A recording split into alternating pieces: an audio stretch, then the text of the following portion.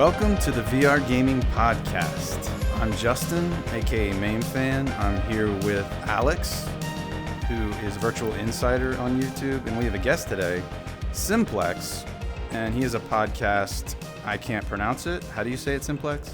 M quadrat.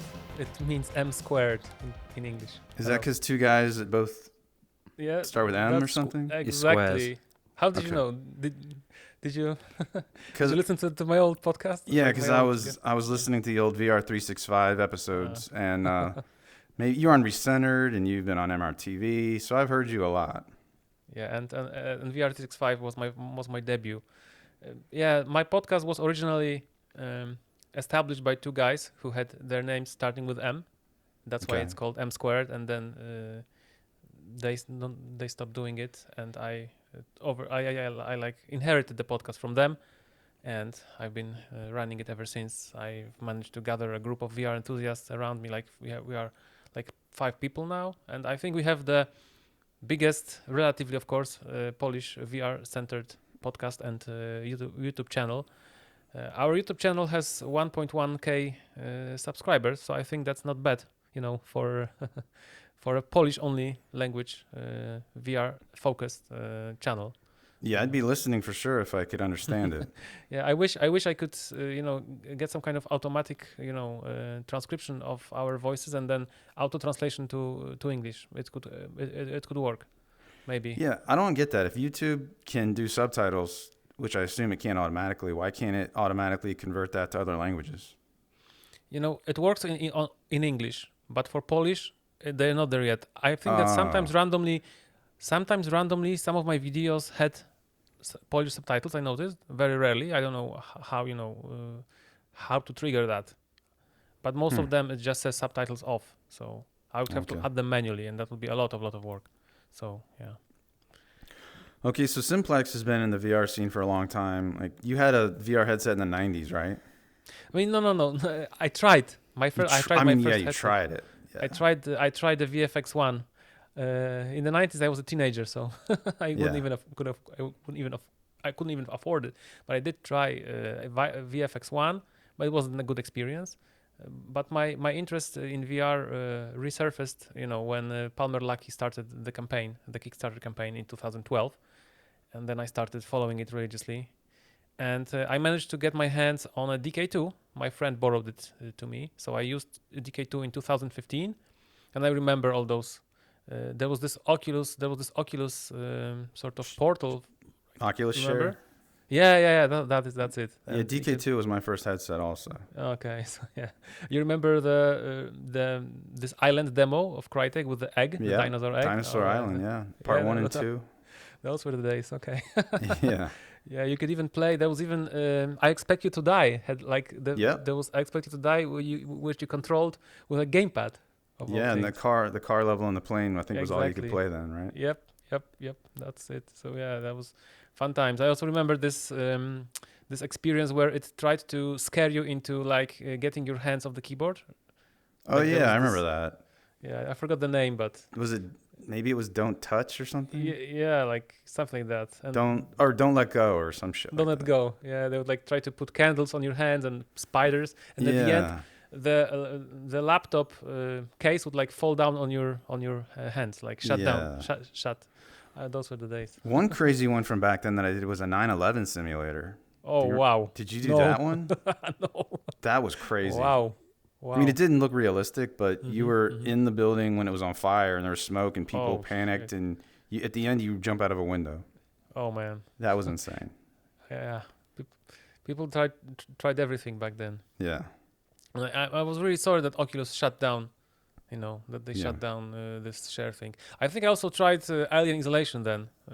That was this time when it was very shortly compatible with Oculus runtimes, and there were those Oculus runtimes 0.7 or something, not even 1.0, and you could inject them into the game and play Alien Isolation. It was before the Mother VR mode, years before that. I feel like I might have tried that, but I don't remember it.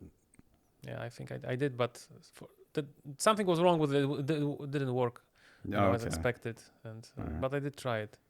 And then my first VR headset was Vive. I pre-ordered it. My first yeah, good one was also Vive. Yeah, because I preferred it because it had the motion controls, right? That was Yep. the room scale, audio shield, Holo. Did you play Holo? What was that? Holo. You know when you use your bow to shoot those holograms. I forgot the name. Oh yeah, I didn't play that one much. I don't remember what it was called. Yeah, I remember also, but you're shooting like squares and polygons and stuff. Exactly, and Yeah. like that was really intense. Yeah, and you get wrapped up in your cord in that Exactly. game. Yeah. In that game, that was the only game where I actually like yanked the cable, because Vive had this weird like I don't know how you call it, this interconnect, right? Where you put in Yeah, that little link box or whatever. breakout box. Breakout. Yeah, There you go. something like that. Yeah, and I actually that was the only game that I yanked it. I think it's called Hollow Point, I think. There you go. And I think it even you know it came out on Quest years later, like it's on Quest. Huh. Actually. Yeah. Well, it belongs there. I mean, that would be easy. Yeah, totally. Yeah. Yeah, that's absolutely it came out on Quest in 2020. So that's wild. So yeah, I remember those games from the very, start. The fantastic contraption, which I never finished. I think I they never added finished for that free. either. Yeah, it wasn't a good game. Remember, Anthony said that one gave him fear of heights issues. Oh yeah, I remember. Yeah. I remember that. Yeah, so I met Alex on the VR365 Discord. So we're all VR365 guys. Exactly, OG. Yeah. Do you know what's happening to Anthony? I mean, is he ever coming back to VR or? I don't think he responds to anybody anymore. He just like me, he went through divorce and he moved out into his own place, and I don't know, maybe he's found a new girlfriend. Maybe he just lost interest in VR. Good for him. Hopefully. Yeah. Yeah, we all wish him the best. Yeah. That's really great time when he had almost daily every day you could listen to him. Then rare, but I love those. I loved his rants. Yeah, and I went back and listened to your 3 times on his podcast, and I was still very entertained, even though I listened to him before years ago. I was like, yeah, this guy, he's really charismatic and entertaining. Yeah, he could be a radio DJ, right? Yeah, he could.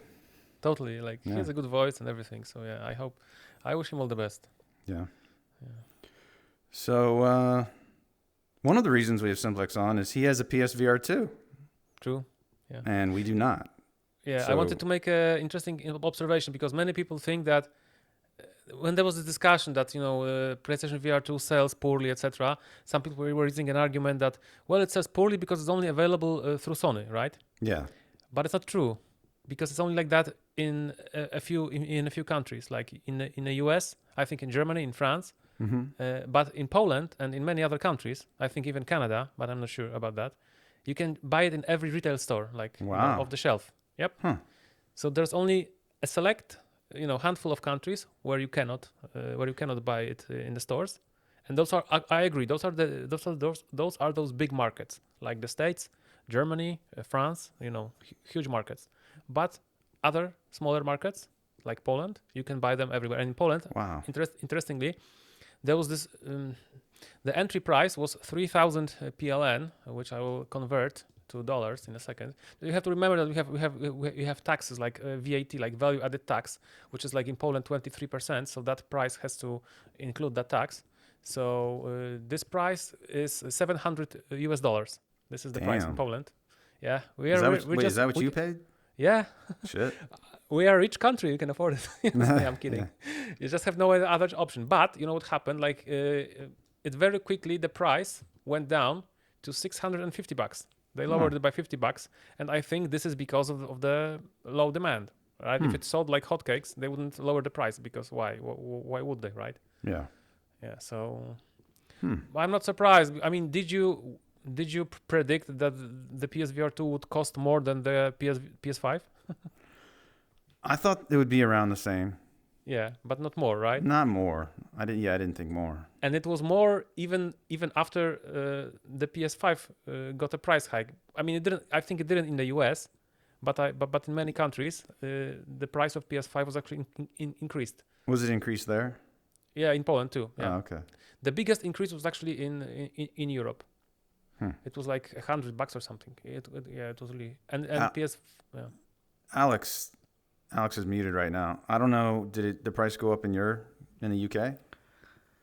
I think so. I think it was like £50. I think the US was the only market that wasn't changed price wise.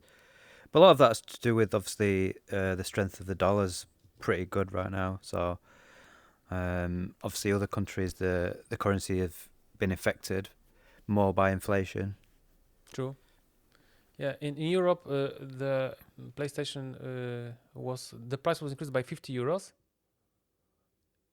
Yeah. So and in Japan it was also increased. In China, Australia, Mexico, Canada, but not the States. So people here would have gone nuts. probably. I think. Yeah. And it was only £30. So it was £30 and €50. So the biggest increase was actually in Europe. Okay. You know? So yeah, but still, I bought it, because I had high hopes, and it didn't deliver exactly. Did you watch? It didn't. Did you watch Sally's Bradley review of PS? Yeah. Yeah. So I agree with a lot of things that he said there. Basically, the worst part of PSVR2 for me. I mean, I will say some good things and bad things. I start with the bad things, but then I come to the good things. The worst part for me is the fact that so many games are running at 60 FPS, which is interpolated to 120, and this reprojection algorithm is like shit. That's the only word you can use. It's as bad as the first PSVR1. I don't know if you ever used PSVR1. Yeah, I had the original. And you remember the ghosting when you move your hands? Yeah, I remember the ghosting for sure, and I remember talking to some exactly the same. Okay, what I wasn't sure of is it was any worse. It's the same. You know what? I think it's worse because now you have a better screen, which is more. You have better clarity, more sharpness, so you can see it better. Oh, you notice it more. Okay. PSVR1 was all blurry all the time, right? Yeah. So you didn't. So that additional blur wasn't that bad, but here is the same blur, but you can see it better on the on the background of more clear image. So that's really bad, and I can understand somewhat that a game like Call of the Mountain or Resident Evil 8 is running at 60 FPS because those games are AA games, graphically intensive. But for example, Synth Riders, right? That game runs at 60 FPS, and right? It's just little balls coming at you. Exactly. Yeah, exactly. It should run at 120 FPS. Yeah. Like easy on a freaking PS5. And the backgrounds aren't complicated at all. Exactly. This is like mind-boggling. And also, there's this really good roguelike called The Light Brigade. Mm-hmm. Yeah, we played that. It looks right. It looks like a quest game, right? Yeah, it definitely does. It doesn't have any graphics. Yeah. At release, not only it was running at 60 FPS, but it was dropping. Like there were frame rate drops below 60 FPS, which were very, very noticeable and uncomfortable in a headset on release. And then they added a patch which increased the frame rate from 60 to 90, so like 50% increase. But the game is still dropping frames. But now it reprojects from 60 to 45. So 60 to 45. Sorry, from 90 to 45. Because, 90 to 45. Because if it's 90 hertz native, then there's no ghosting. Yeah. But if there's ever a drop, it goes back to 45 because that's how reprojection works, right? So does 90 to 45 look worse than the 60 to 120? I think. Yeah. Yeah, it does. But it only happens occasionally. Then the image is like doubled. It's hard to explain, like to tell, but it's really very badly visible. You mean like when you move your hands, you see a double image? Exactly. Yeah. And also, if you rotate, if you use smooth rotation around your axis, right? Mm-hmm. Then it's horrible. It's very visible. You must you must rotate using your head or your whole body. Or snap. Or snap. Yeah, mm-hmm. I like snap personally. Oh, really? I Alex like and I are opposite. Yeah. We can't do that. Yeah, I know. I heard. It's fine. It's fine by me. I mean, okay. I can use it. I wish I could. Yeah. My brain can't handle it. Wow. Yeah. I don't use it when I record videos, for the channel. Yeah. Because people, I mean, I can totally understand that people hate Snap when they watch it because they get confused what's happening, and I totally get that. Yeah.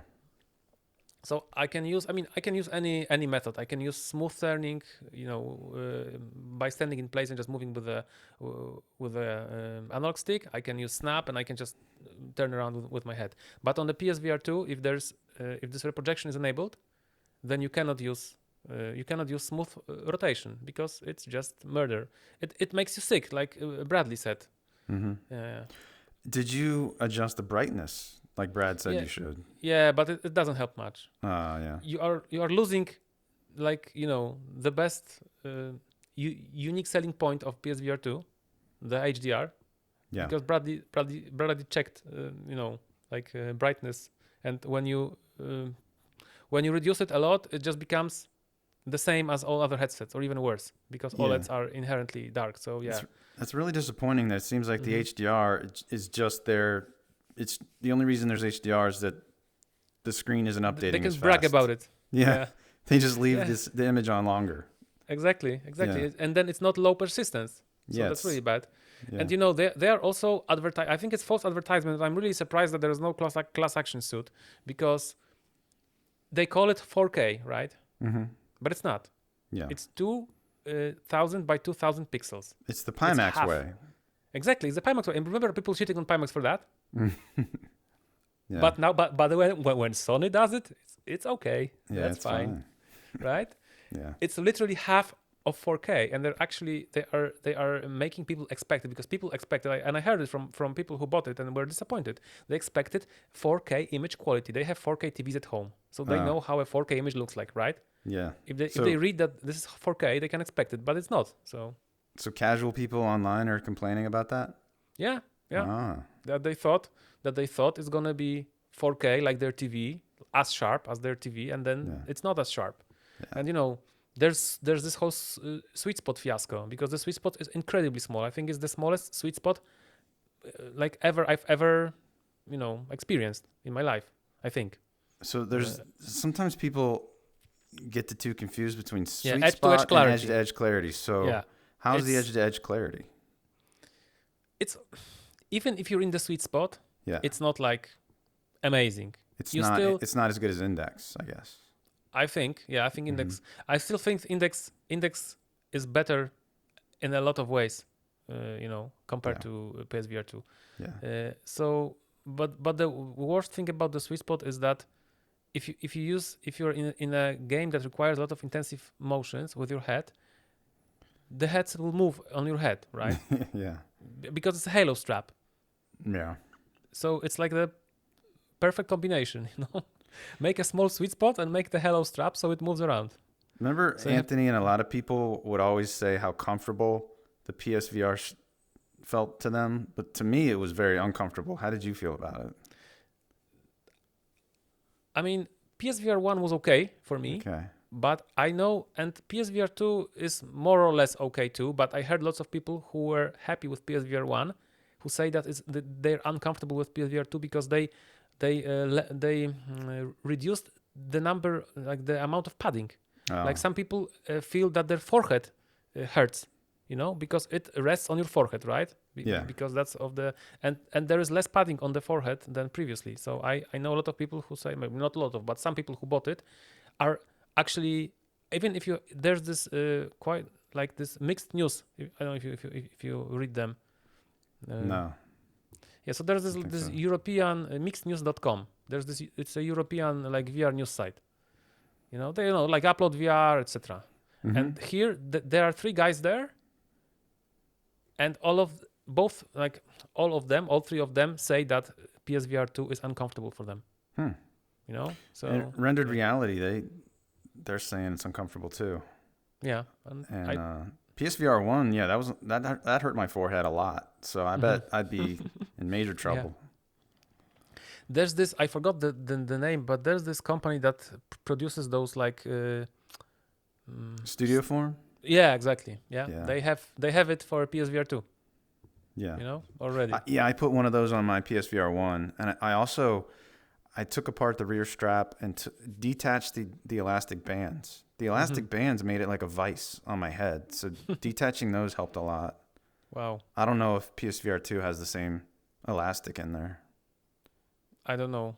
I'm not sure. It would pull it would pull like cinch on my head, and I couldn't get it to stop cinching on my head. Like, I don't know if they've changed it.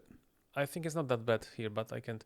But what I really like is that rubber, gasket, because it's actually like a harmonica. You know what I mean? Mm-hmm. Yeah, it's like a flap. Yeah, and it completely isolates. There's no light leakage, and I was really impressed with Sony that they did it, because like there's zero light leak. But I actually realized why they did it, because what would happen if there was light leakage. It would lower the brightness of the display. Oh, right? Yeah. So they just did it because they had to. Huh. Because otherwise, the brightness would be worse. So if you look down, can you not see anything? Nothing. Oh wow. No. Huh. Yeah, like I said, I mean they had no other choice. If they wanted, to advertise it as HDR and to have people for the people to actually perceive this brightness, you have to be completely isolated, because if there's any light leakage, then obviously the picture seems less bright, right? Because it's not it's not there's no contrast to the darkness around it. Yeah, I do find that if I turn the lights out of my room, the image does look better in my index. Yeah, exactly. That's how it works. Yeah, I actually have to start doing it, because index doesn't need light, right, for tracking. So yeah. You said you have some sort of LED tubes in your room, right? Yeah, exactly. I have LED tubes, and they are very bright. And for example, they make because I have also Pico 4. Yeah, that interfered with tracking. No, but Pico 4 has bad. It has how to say it. The facial interface is not. It has bad does light not leakage. touch. Yeah, it has light leakage, but where? On the sides, on your temples actually, and you can see two crescents like of light from and it actually reflects the room, so I can actually see like a mirror images of things in my room that are reflected on the and if you just touch the temples with your palms and like close it, it's not there. And you can also buy some alternative you have to buy some kind of alternative face facial interface, so that's not good. Or tape some cardboard inside. Yeah, sort of. You could just maybe if I just like push them inside and kept them for a few hours like that, maybe they would just remember the shape. That's also possible. Yeah. So comfort, you can buy this the deluxe comfort strap for PSVR2, and it's actually now even. There's a sale. It's supposed to cost $35, but it's now for $19.95. I don't know. Maybe I'll buy it. We'll see. Okay. Yeah, and so the sweet spot is bad, and the edge to edge clarity is not amazing. So and as we all know, it's pentile, right? Yeah, and I couldn't believe we didn't know that until that I fixed it after it released. Because Sony did it on purpose. They never like they never said it's not, right? Yeah. Everybody assumed it, and Sony just kept quiet. That's perfect. And I don't know if you know this guy Linus Sebastian, Linus Tech Tips. He's like a famous YouTuber. So he made a video about PSVR2, which was completely hype, amazing device, and he said that it's he and the guy who was with him, they said it's RGB. Oh, they did. Oh, wow. Yeah, they did, and nothing happened.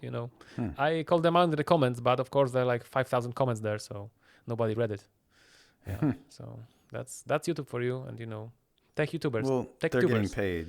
Exactly, I think, but yeah. So, but it's not all bad, I mean, I like it. The eye tracking works, and there are games that use it. For example, Rez, that you can change aiming type to eye tracked, and it's amazing. You just look somewhere and you shoot, and maybe it's easy mode, but it really feels great. It feels like the future. Does it shoot automatically or when you press a button? No, you press a button. Okay. But you are like locking. You can like using your eyes. You can like lock on multiple targets, then you see that there are like squares on them, like if you look through the HUD, and then you just fire, and all the missiles go to the target that you. Yeah, I played Rez Infinite when it came out on PC, and it's a lot like Panzer Dragoon. If you ever played that. I didn't, but I know. But I know what kind of type of game it is. I mean, it didn't wow me because some people say it's like a religious experience. Yeah, I didn't get that either. I did the what Area X, was that what it's called? I did that, and I was like, okay, that was cool, but I'm not blown away. I mean, you know what? I played Area X on PSVR2, and I think the combination of OLED, and I also had good headphones because you can use like Sony headphones. Mm-hmm. You don't have to use those packed in headphones, which are not that bad actually, but they are those in ear, and they are not great, but they're not bad. Yeah. I use like Sony Gold something headphones, and really I felt something. I felt like overwhelmed. There was all this music, the combination of sounds, of the explosions, of the colors, of this deep black. It all somehow created some kind of new feeling for me, which I didn't feel before when I played it on PC. So that's something good.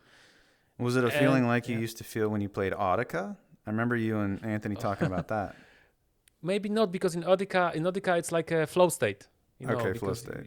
All right. Yeah, it was like you are focused, like laser focused to shoot the the targets. So were you ever a fan of Audica or not?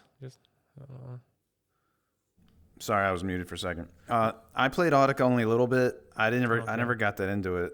Alex might have gotten into it. I don't know why. Yeah. No, I didn't like Audica. Oh, you didn't like Audica? Okay. No. Never got into it. Heathens. I like Beat Saber, but I just don't know. Just this constant shooting was just, I didn't like it. Simplex at one point was pretty high up on the leaderboards. I was. Yeah. I was like top 500. Yeah. There's this guy Radio Rant. You probably. Yeah, I remember him. He's crazy. Like he had Audica scores like he was like in top 50 or something. Wow. But that like motivated me to get better scores. Mm-hmm. I actually came back to Audica thanks to Roots, because he also had some good high scores. He was really good at that. Yeah. But I managed to beat him. Like I saw his scores and I said, "Well, if this guy can do it, I can do it too." And that was my comeback, my huge comeback to Audica, and then I actually beat him. But I was never able to beat. Like Radio Rant was completely like beyond level. my. Yeah, he was like on another level. I also have a friend who actually is a piano player. And he's crazy. I think he did this longest. There's like this one track on Audica which lasts like 7 minutes. I think it's I don't remember the Highway to Oblivion. That's the track. Okay. And it has two versions. It has one is shorter, another is longer. And he made this longer version without a single like misfire. He like did it 100%. Wow. And he was in like top 10 or something. That's crazy. But he's a piano player, so also I was unable. I once tried for an hour to beat his score, and I was unable to. Like I played the same, the same track for over an hour, and I never came even close. So know whose scores you should try to beat? Mine in Compound. How about that? I heard you're very good at Compound. So yeah. I played it, but I'm not there yet. I know I'd have to play for like probably tens of hours. Like how many hours did you? I don't have 100 yet, but I'm probably getting there. Okay. Yeah. I think Compound would be great on PSVR2 because of the colors. Oh, it's coming there. That's great. Yeah, on the Compound Discord, he announced that. Yeah, the dev is great. A great guy. He gave me keys. I asked him for keys on Twitter, and he gave me like easy, like one Quest, one PC. So that's great. I should be asking him for keys. I haven't even thought of that. Do that. Yeah. Do that. Yeah. Yeah, and he's a great guy, and really like the colors on PSVR2 are amazing. Like that's one of the best things of PSVR2 are the colors. They are very, very vibrant. Is completely it like not Vive, washed out. Original Vive level? Better even. Oh, better. They're like the best colors. This is 10-bit panel. Yeah. It actually has more colors. Like all those other panels are 8-bit. Isn't that weird? How it's like colors are like 8-bit and 10-bit, whereas like in the 90s we had 16-bit systems. I think it's a different thing. Yeah, it's a different thing. Yeah, and like a difference between 8-bit and 10-bit. Like 8-bit is like I don't know, like 16 million colors. Yeah, and then 10 bits like billion or something. So Damn. that's crazy. It's hard to even imagine because what that those even bits means like zeros at the end, right? Yeah, So they add yeah. to zeros. So like from 1 to 100, right? From a Mhm. million to like a billion, I guess. Yeah. So that's the colors are amazing. So that's really good. Okay. It was also good. The eye tracking and the IPD, controllers, yeah. right? The controllers are they are fine. I mean, I wasn't as blown away as some people say that The that they adaptive vibrate. triggers. That doesn't blow you away that much. It doesn't, but maybe because I've been using PS2, for 2 Mhm. years, so Mhm. maybe I got used to it. Maybe some people who never tried those, You they said do. You said PS2. PS2, PS5. Sorry. Oh, PS5. Okay, I was like, Yeah, huh? yeah. I confused PS5 with PSVR2, and I so see. I've been using PS5 since I was lucky and managed to snag it, to pre-order it, and I got it on release at MSRP. That was nice. crazy. Yeah, Nice. So I've had it since 2020, and I've been using it, and yeah, they are good because, for example, there's this resistance. If you try to press it, Yeah. it like tries to stop you, and you have to like push it in. So that's It seems like that would make me worse at a game. right. Yeah, but I Yeah. mean, I know lots of people who like play competitively. They disable vibration completely Okay. because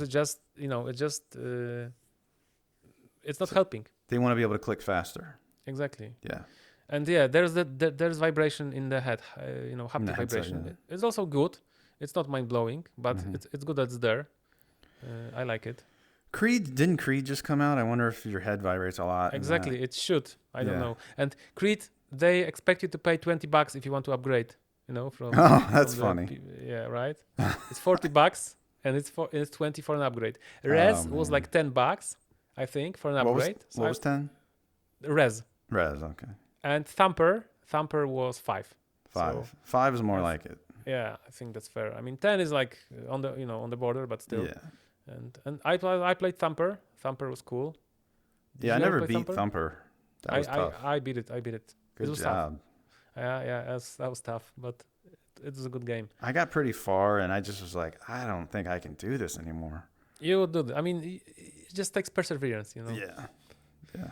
I mean, you're so good at so many games. I'm sure you would beat it. So don't worry about it. It was just a matter of like your patience, and time. Yeah. That's, And I'm not that's that crazy about rhythm games. And I think you said you weren't either until VR. Yeah. True. And VR like converted me to VR games. Yeah. Yeah. But mostly to Audica. I think Audica has a really like a steep learning curve, and it's easy to get discouraged from playing it. I know. I think that's what happened to me. I just sucked. Yeah. But then if you go through this point, you start really. It's a really great game if you just give it a chance, and and also. There's another genre of games that I never play and don't like, and I fell in love in PSVR2. It's racing games. Oh. Gran Turismo 7. That's something else, really. I borrowed it from a friend. I don't even have like a driving wheel, but I play just with a gamepad. I just thought, because all people were raving about it, right? Yeah. Even people who never earlier played it. I never played any Gran Turismo game. I was completely uninterested in racing games. And I thought, what the hell? My friend borrowed it to me. I'll just, turn it on, play, confirm it's not for me, and forget about it. And I spent like 20 hours in this game. I started doing driving licenses, taking part in those races. There's this whole campaign called Menu. Like you're in this cafe where you get menus, and menu is like unlock 3 cars, and you unlock those cars by driving, by racing. Or you have to do a driver's license, and to do a driver's license you have to pass tests. For example, like turns, you have to drive a part of track and make perfect turns so that you have a good time, and you are timed. You can get bronze, silver, or gold. So it's really, I got hooked. I can understand why people are so amazed with Gran Turismo. Yeah, Alex, multiple times Simplex said in his VR365 interviews that he's not into driving games. And here he is. He's into GT7 with a gamepad. Yeah. Yeah. I mean, of course, I know it would be better with a driving wheel, but still. And there's this mode. You can use motion controls. You hold your gamepad, in front of you and you move it left to right. So it kind of can simulate maybe a bit the driving wheel. I never tried it, but who knows? Maybe it's also good. And Gran Turismo is the only game where you don't see the reprojection. If you look straight, right? Mm-hmm. It's not up. It's completely invisible. But if you move your head 90 degrees to the left or right, and you look, at the scenery that like passes you from left to the right, like the lateral movement, then it's horrible. It's like moving your. Then it's terrible. That's like don't do it. But if you just look straight and drive, you never see reprojection. Never. So that's nice. And if you use the HDR and you have this full brightness, you can get almost blind, maybe not blinded, but you can see other cars' lights in rearview mirrors. It's a really nice feeling, like in real life. Yeah, I heard there are like even sun reflections that can like blind you, sort of. Yeah, I mean, there's this very bright sun, and it moves, in the dashboard. And some people said that they felt warm when those sun rays fell on them. I didn't feel warm, but yeah. Maybe they had hot flash, I don't know, but still, it's one of the best. It's like a system seller. If someone is a fan of Gran Turismo, I think he could buy. He wouldn't regret buying PSVR2. Alex, do you have questions about GT7? It's the game I want to play the most, probably. That's what I figured. Yeah, I'm just curious about. Obviously, you've not played anything on PC, racing game wise. So it's difficult to compare. Yeah. But I was just curious, like clarity-wise, how sharp it is. Like, if you looked off into the distance, is it quite blurry, or is it? Can you see like trees? It's and serviceable. Things, like, clear? It's good enough. It doesn't hinder you. The resolution of PSVR2 is good, except for this pentile arrangement. It's 2000 by 2000, so it's only a bit smaller than G2, right? Right. So if you look off into the distance like a tree. Does the tree just look fuzzy, or can you see like the detail on the like the branches? I mean, I try to look. I don't look much in the distance because I'm focused, on the road in front of me. But it never occurred to me that hey, it looks blurry. For example, when I played Synth Riders, and you look in the distance where those balls are coming from, from far in the distance, you can see that it's blurry there, and it bothered me. Especially since I knew that this game should work, like a charm. And it was 60 FPS and blurry. But here, I didn't notice. I think the quality is good. Okay, that's good to know. Yeah, I want to get a PSVR2 for that game alone, really. But because I've got a wheel and everything, so. Oh man. It's yeah. I've been playing a lot of racing games lately, actually, which I'll talk about one in this later. But. I don't know how it's after Brexit, but in the European Union we had this law that if you buy something over the internet, you have 2 weeks to return it. Anything. Oh, so yeah, we've got you still have it. You have it? Oh, the 2 week. Yeah, we've got the 2 weeks. Return window. Oh, I'm not sure actually. I'm not sure about that. So check, because you may be able to, if you're not sure about buying it, you can just buy it, and then if you don't like it, return it.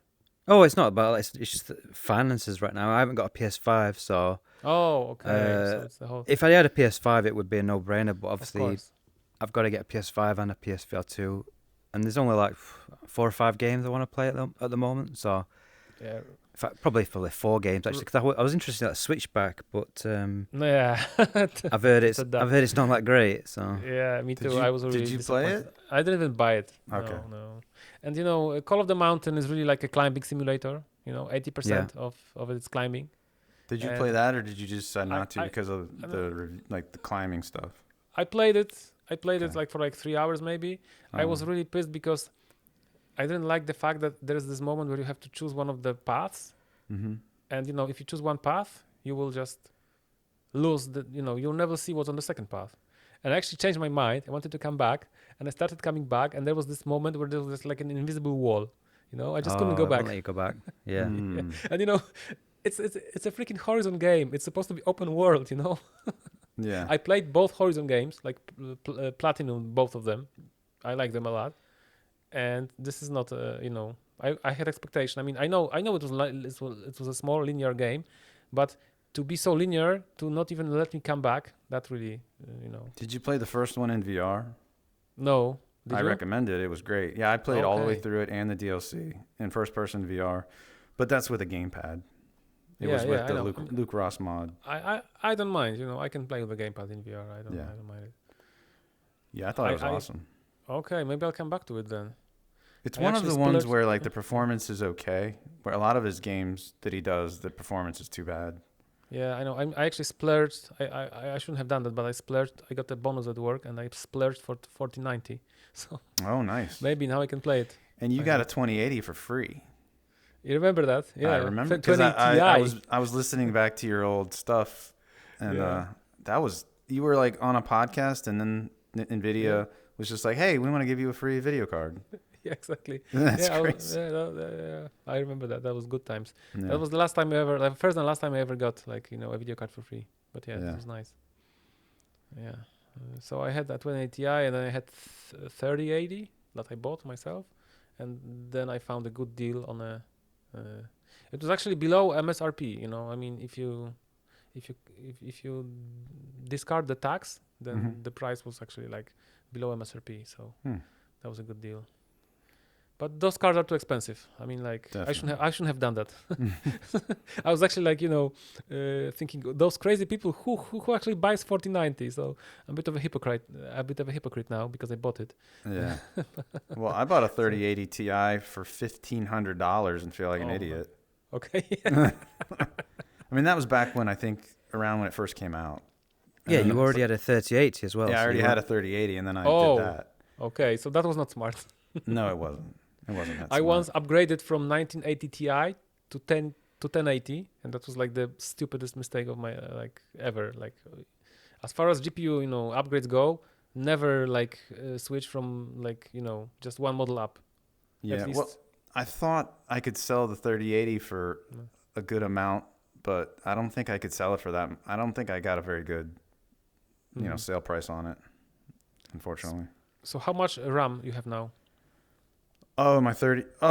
Just the system RAM 32. I mean the VRAM. Oh, my VRAM. I don't even know how much is in my 38. Maybe it's 12, isn't it? I think it's 12. So maybe it's good because there are so many games now that require lots of RAM. So maybe that's not such. Does the Ti have more RAM than the 3080? I don't remember. Yeah, it does. Okay. The 38 has 10. 10. Okay. I've only got 10. Okay. And sometimes you do find some games use all of that. So what does the 4090 12 have? now. 24. 24? Yes. Damn.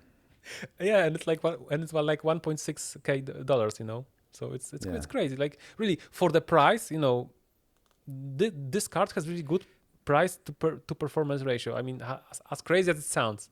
Yeah, it's twice, I think so. It's 2 times the power of 3080. Wow. Twice. It's like 2 3080s. Yeah, in the Discord, somebody was asking about a video card to buy, and I recommended 4090, and then somebody crucified me for it. Like, that's too expensive, and I was like, well, if you look at the sites where they compare the performance, it's really good. Exactly, like the difference in price between 4080, which has I think 16 gigabytes of RAM, and 4090 is so minuscule that it actually makes no sense to buy 4080. I'm totally with you here. That's why I bought 4090 because it's it doesn't make sense. It doesn't make sense to buy any other card because there are even less it makes even less sense to buy them. Yep. It sounds crazy because in the past those high-end cards were like 10 to 15% faster than the lower tier, but they were like 50% more expensive. Yeah. And this card is actually like very it's not like 10-15%, it's like 70%, it's 50%, so it's crazy. Yeah, it is crazy. Nvidia knew what they're doing. I think actually there are now more on Steam hardware survey, there are more people with 4090s I think than with like 4080s. Yeah, that's crazy. So you also played Resident Evil 8 with your PSVR2. Did you play the mod on PC? I didn't. But okay. I unfortunately played it flat, Oh, you played it flat, okay. Yeah, and I shouldn't. I mean, I wish I didn't do it because now I don't have motivation to play the whole game in VR. Yeah. Although it's not very long, but it's a good port. It has 60 FPS, so again, there's reprojection. But it doesn't have the environment is very static, right? You cannot like push cups around on the table, like your hands go through walls. Mhm. But the weapon interactions are good. You can reload, you can manually reload shotguns. You have to grab items, from your backpack, or you have this like a coat, and you can open like the flap of the coat, and with your one hand, and with the other hand, you can just take out like a weapon or a flashlight. So that's nice. Alex, do you remember? See, Alex and I both beat Resident Evil 8 with the Prey Dog mod. I don't even remember how you switch weapons. You just use, I think you use a button and then the thumbstick to like do like a quick menu sort of thing. To do a quick menu? Okay. It's like a D-pad, because in the game you use a D-pad just to select the weapon. Oh, was it on the trackpad that we did it? I can't remember. I think you have to use like the trackpad or something like that. It's not like a physical, obviously physical weapon slots or anything like that. Yeah. I mean, basically the mod is playing the game. It's the same game, but you can just aim and shoot. Everything else is. You can melee attack as well. You can like swing your knife, but everything else is just button presses. But it was still great. Yeah. So I think the PSVR version is more like VR. Yeah. Yeah, everything I've seen, it looks like a really good port. Actually, they've done a lot of work on, like you said, with the coat where you can flash people and show them. You cannot flash people. I tried. You cannot pull both flaps with both hands at the same time. Oh, that's a shame. Yeah, that would have that's been. the first thing I tried. Yeah, because you've got like a trench coat on. Yeah, exactly. That would have been funny. Yeah. Do you want to see my flashlight? And then you just open them both up. Yeah, so our mind went to the same thing, the same place. Our dirty mind. But you do full like they've got like manual reloading and stuff like that. Yeah. So it feels like they've not just done like a half-assed job. It looks like they've done a good job. Yeah, The worst part is like the most questionable part for me is the cutscenes. If you're in a cutscene, they just yank you around.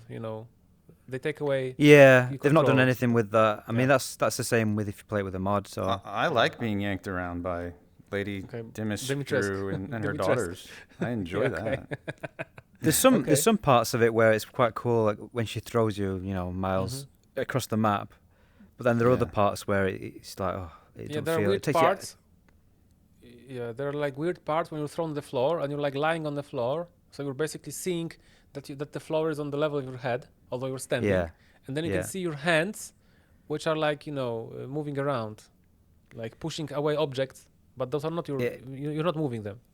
It pulls you out of the game when that stuff happens. For me, I don't find it very immersive, but it's the best compromise you're going to get really with a game that's not designed for VR. So yeah, it has full motion controls. So because the moment gameplay out of the cutscenes is really good. Plus, there were some cutscenes that were really good as well. Like when you first go to you go into like a barn area, and there's like a whole load of people around you, and then the guy he ends up turning into a lichen.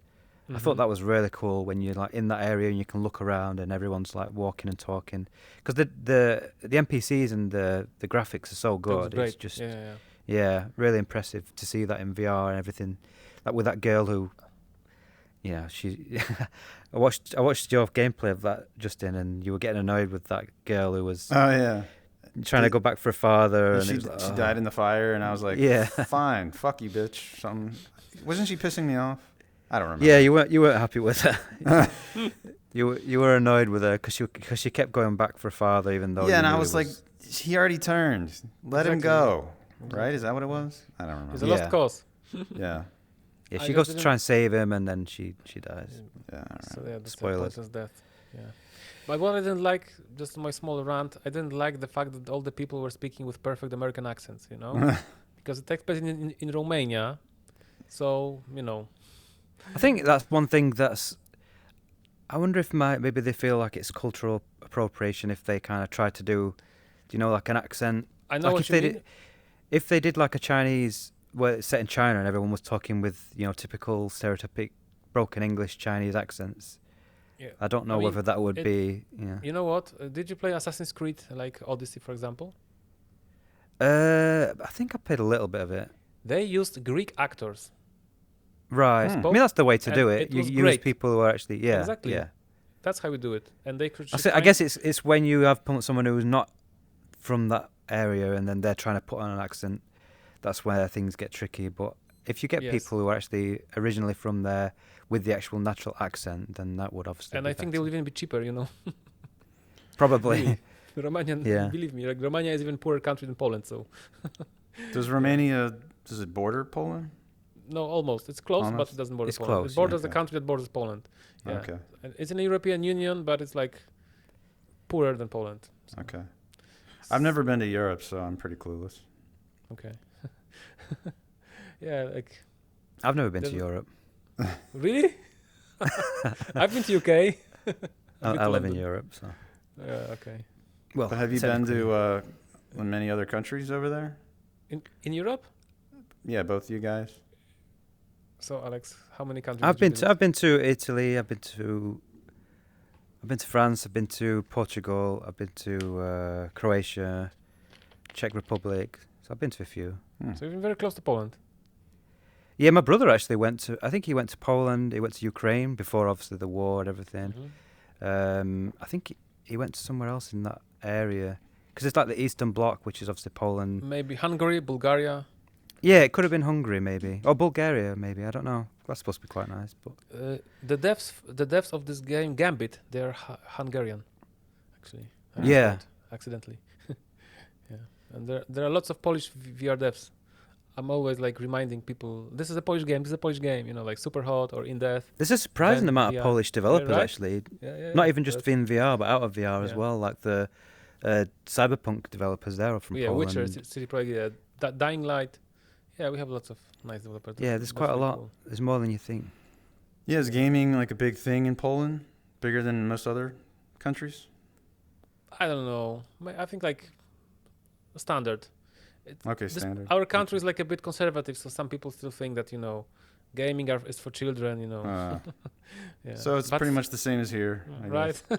Yeah. But thanks to CD Projekt Red, thanks to Witcher, there was this time when Witcher, Cyberpunk, like Polish Prime Minister gave Obama, the Witcher 2, I think, the Witcher 2 game. There was this. It was in the headlines. Maybe not, in the States, but there was this. When Obama was in Poland, he got as a gift. He got a Witcher 2 game. So, yeah, that was like that. I doubt he Put played them on it. the map. Yeah, me too. So yeah. All right, so do you want to get into do you have more to say about PSVR 2? More like Mora. Oh, yeah.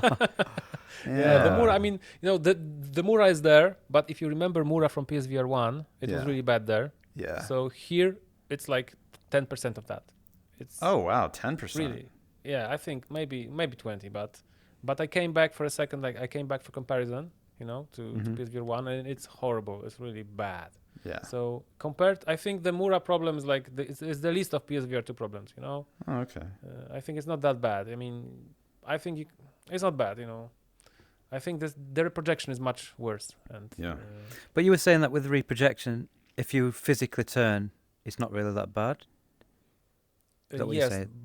true. Yeah, 'cause But it's That's how me and Justin mainly play. We obviously stand and physically turn. So that's something that, if that's the case, and obviously you can still see it in places, but I think it will probably be tolerable. I know, like if you run low frame rate and you use smooth turn, it can be quite jarring. So I'm imagining that's probably kind of what you're seeing, where it's just a bit not very smooth. But if you physically turn, you don't notice that. You don't have that problem. So I mean, think that's... the problem is that if you move with your stick, then the ghosting, like this representation artifacts are on the whole screen because the whole screen is moving. If you move your head, it's not a problem. But all Right. objects that are moving, your hands, right. So if you see something come characters, across the screen, they are still ghosting. It doesn't help. Right. It, they will still ghost. So it's not really really bad, but it's still there. So I hate it. Yeah. And I think all games should run at a minimum of 90 frames per second. Because if those games can run at 72 frames or 90 frames on Quest, then how the hell they don't do it on PS5? This is just I cannot comprehend it. Yeah, to be honest, some games I would probably be fine with 60. I mean, I would rather run 60 without reprojection than 120 with. 60 is bad because at 60 the screen flickers. There was this But Gear VR and Yeah, but that's the refresh rate. That's not the frame rate. If the refresh rate is still technically 120, then wouldn't technically like when I play games. Sometimes I'm not running at a full, 80 or 90 frames.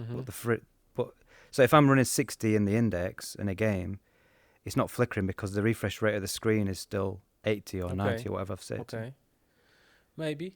But I still think that if it was possible to have a comfortable 60 FPS, then Quest would do it. Even Quest has the minimum of 72 frames, right? 72 hertz.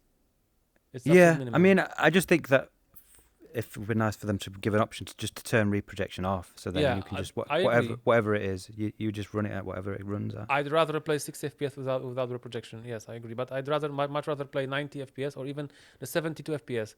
I think it Index added 144 hertz right at the beginning when Index released. It didn't have this. It has like 100 and 120. I don't remember, but they added 144 later. As I think, and like Steam Deck also added different refresh rates, like 40 for example, and didn't have it on release. So I think it's possible that the panel that Sony have could work at 72 native hertz, and then the game could run at 72 hertz, and it's much easier to get a game to 72 than to 90, right? Without much sacrifice. That'd be fine. Yeah. My index settings I see 80, 90, 120, and 144.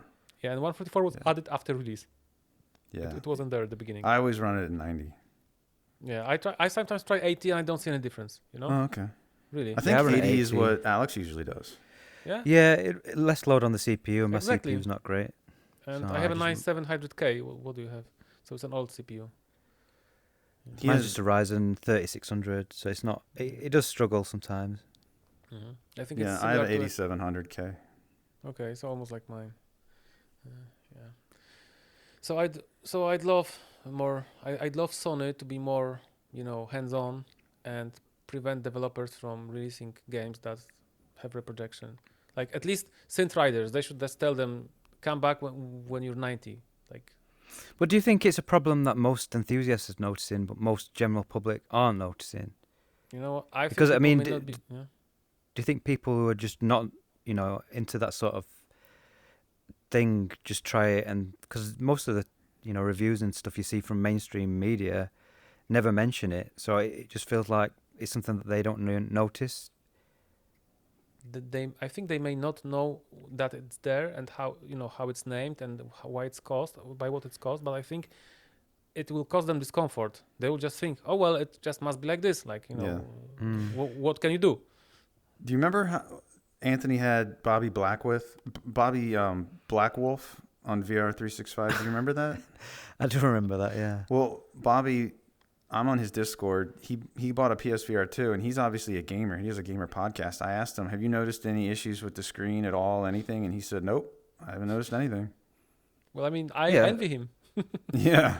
That's what I mean. I think sometimes we're so picky that we see this stuff, whereas most people don't.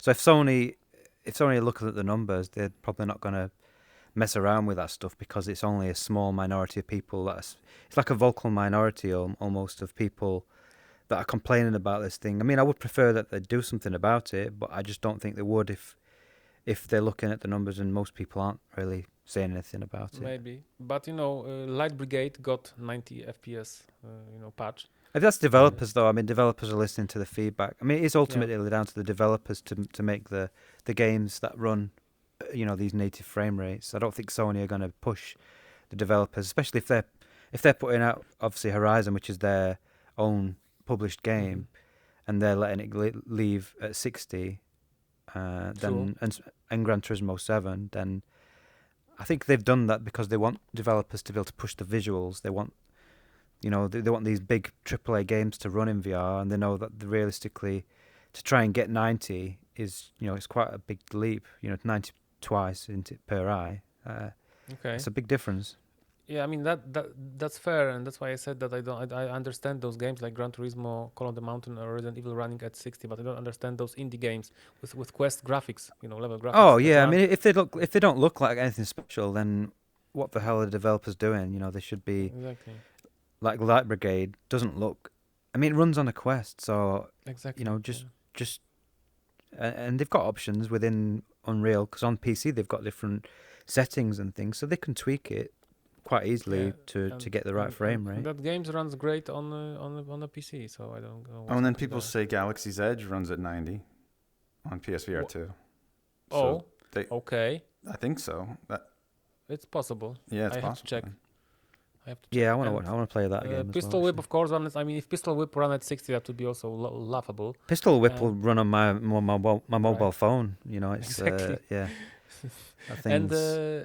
And kudos to the developers of Chapter 2 Retribution, you know, Saints and Sinners, because it runs at 92. I mean, I know it has, it has cartoon graphics, but they still could have run it at 60. You know, I wouldn't put it past them, but they don't. So that's there's nice. a lot going on in that environment. So I was surprised. We should talk about that now. Actually, it's on our list. So why don't we talk about Retribution? Okay. Yeah.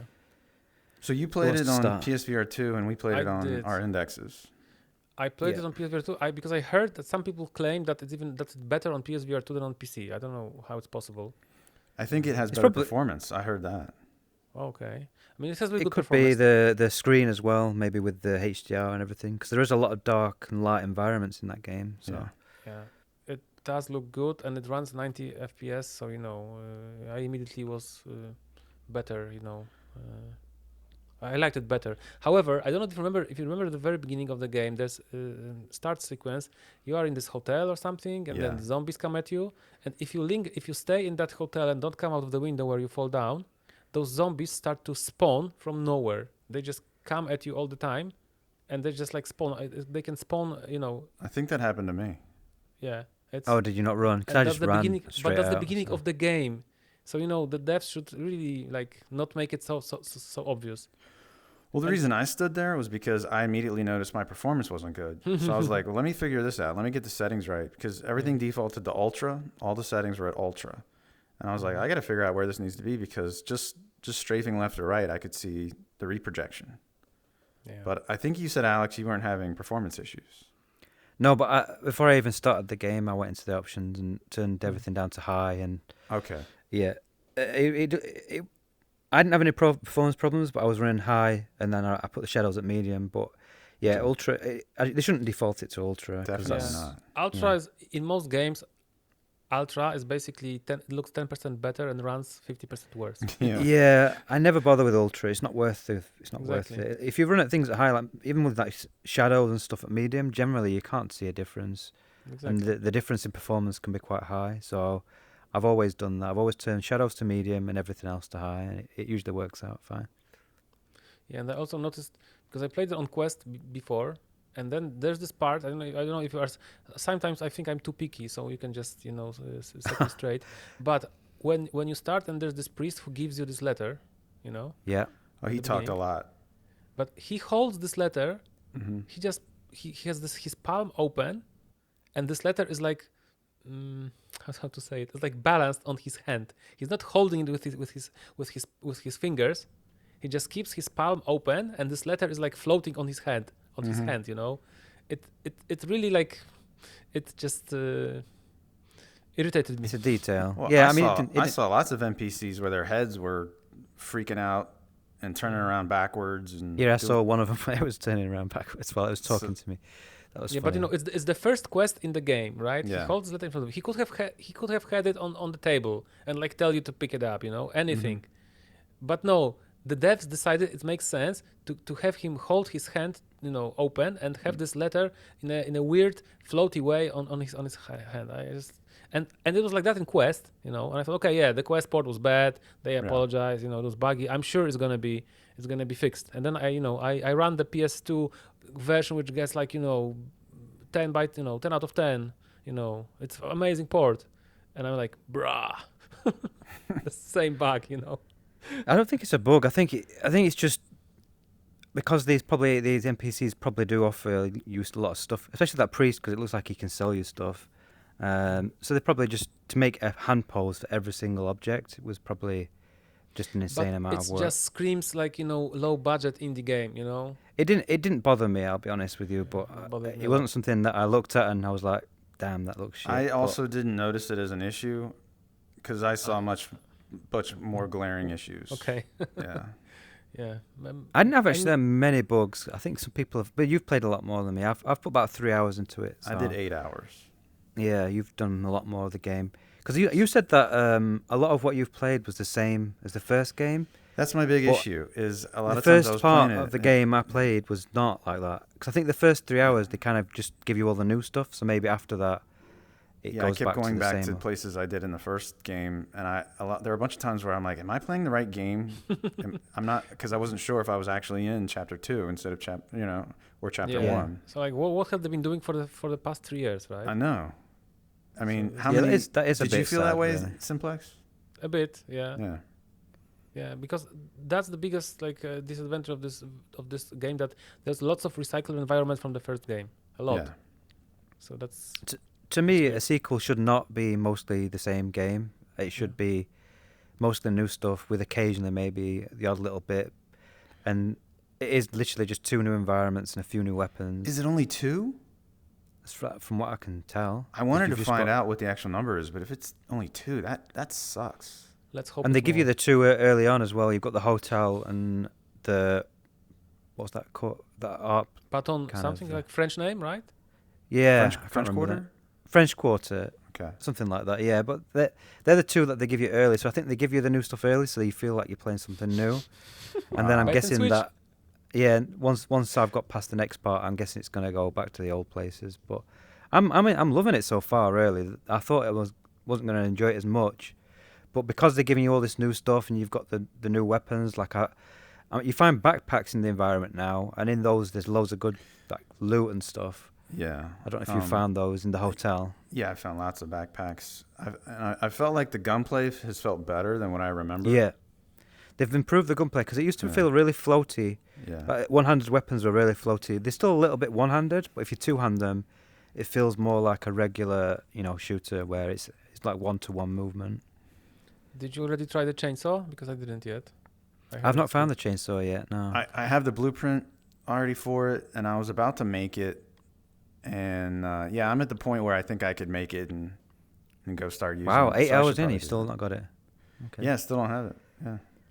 I thought they just gave it you. Yeah, it's the exact same bus area. It looks the exact same, but then they have a couple new stations where you can, and one of those stations is where you can make the chainsaw. Right. And I imported my first game save into the new one. Also. Did you have a lot of stuff in your old game though?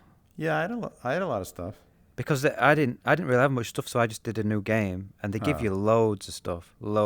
Like, I couldn't believe how much they gave you. I've got like 4 pistols, 3 shotguns, 2 bow and arrows. Like, they give you so much stuff. That's more than I started with.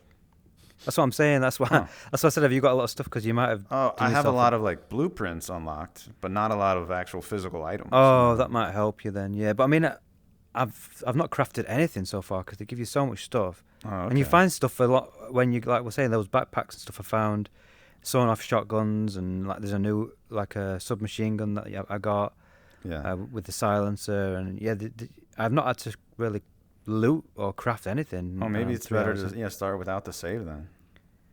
Well, that's why I did, because I knew that because when I played the first game, I didn't really do a lot of scavenging. I kind of just wanted to do the story, and it still took me about 12 hours. So I knew that I didn't have a lot of stuff to transfer over, so I just didn't bother. And then I just really, the first level, the first mission you go to where you have to go to that radio station, I was literally just shooting everybody. I didn't even need to be stealthy. I was just going in guns blazing because I had so much ammo. I finished the game on PC, so I couldn't transfer the save.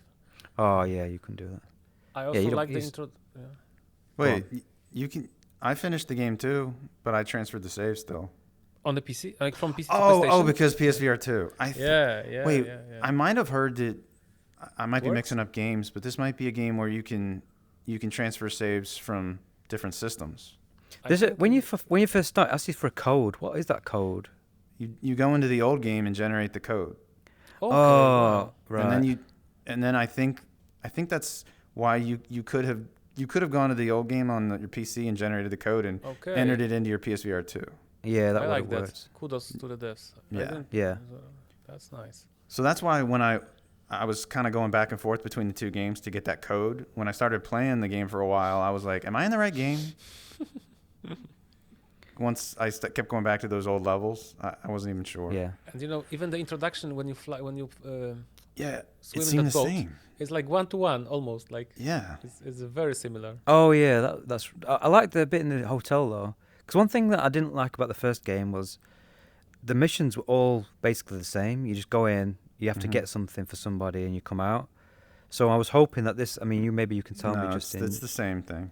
Oh, That's all it is. The first opening level, I really liked that where they had you. You know, they give you a pistol, and then you have to kind of get out, and then they start coming for you and stuff. That felt like the sort of stuff that I want throughout the game. But if that's not, because it does feel very much like, and they seem to have got rid of the, you know, in the first game where they have those NPCs and you have to make a decision between one thing and the other. It looks like they've completely I've done got a rid lot of of that. Oh, have they? Oh, right. They have Yeah, got that in there. I've talked to a lot of NPCs where, there's this text or this text, but I don't think there's much difference between which you choose. Because remember in the first one where you had that guy and you had to choose whether you kill him.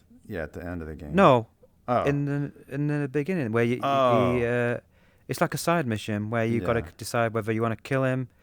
I haven't had any yet where it's like kill him or don't. Yeah, I did have one where a guy was about to die, and it was like maybe I had a chance to save him, but they didn't give me enough time.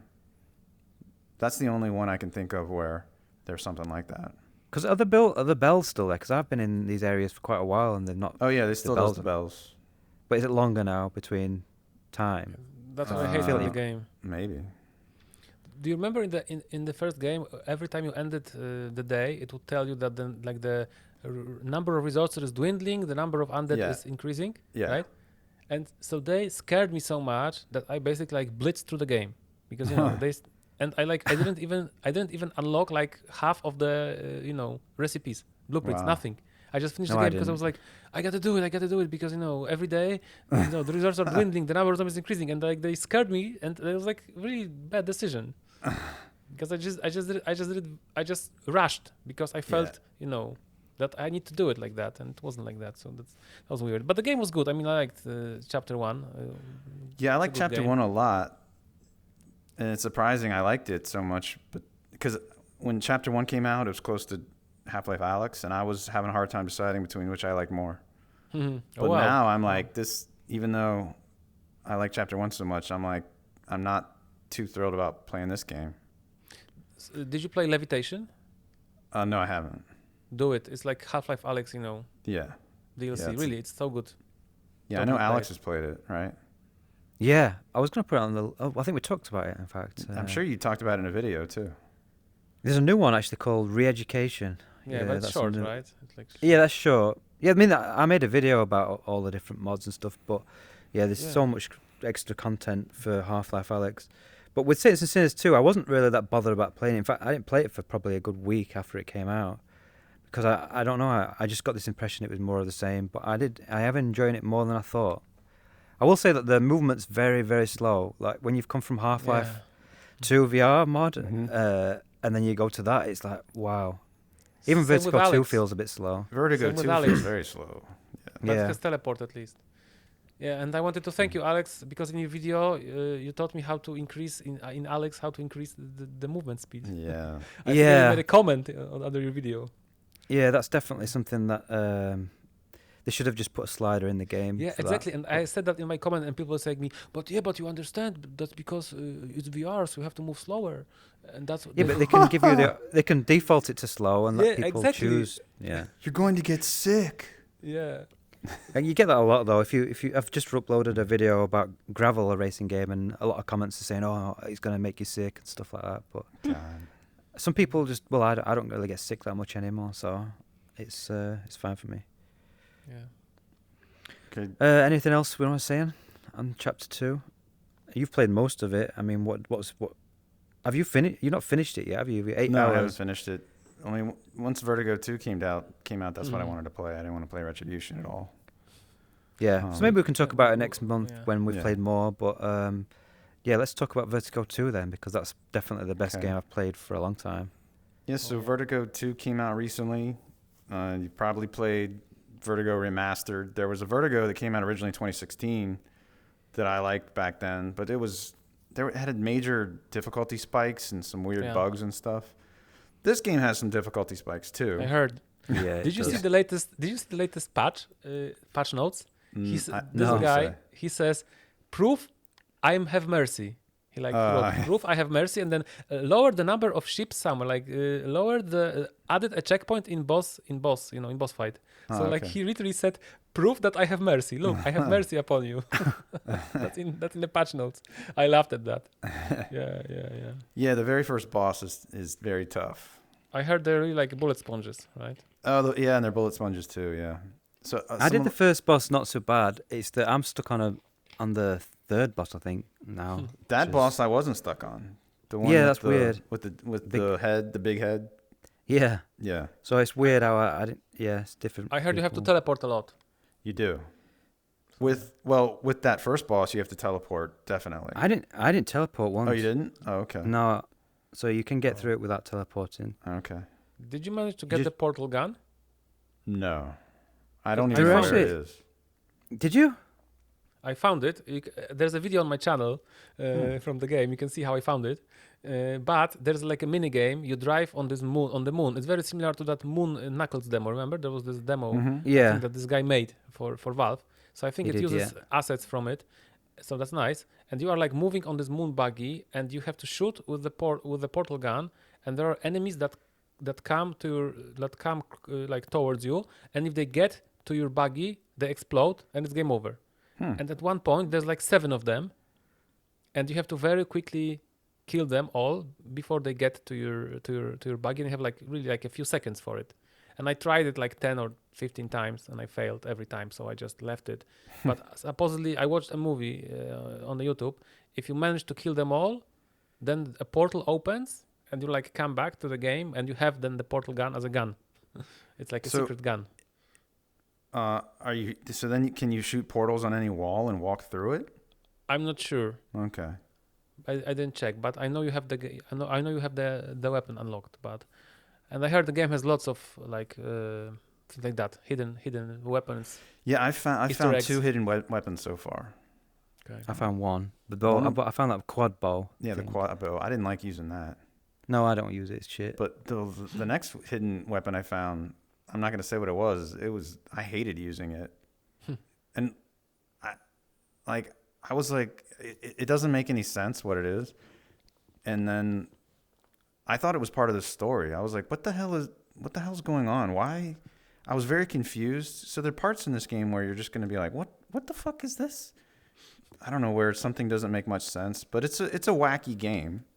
But it's really good. It's really good. It's a bit like when you get a new Rick and Morty, isn't it? Yeah, it's Rick and Morty-ish, but it's also Half-Life, but it's like a less serious Half-Life. Half-like. Yeah. Yes, Half-Life. I love it. Yeah.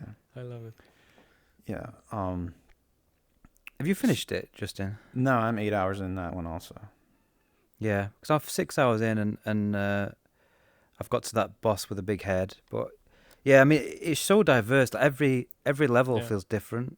Oh, yeah. You go to so many different locations, and they've got so many different enemy types, and there are a lot of weapons as well. And there's lots of secret upgrade stations, so you can upgrade the weapons, like make them more powerful or reload faster and things.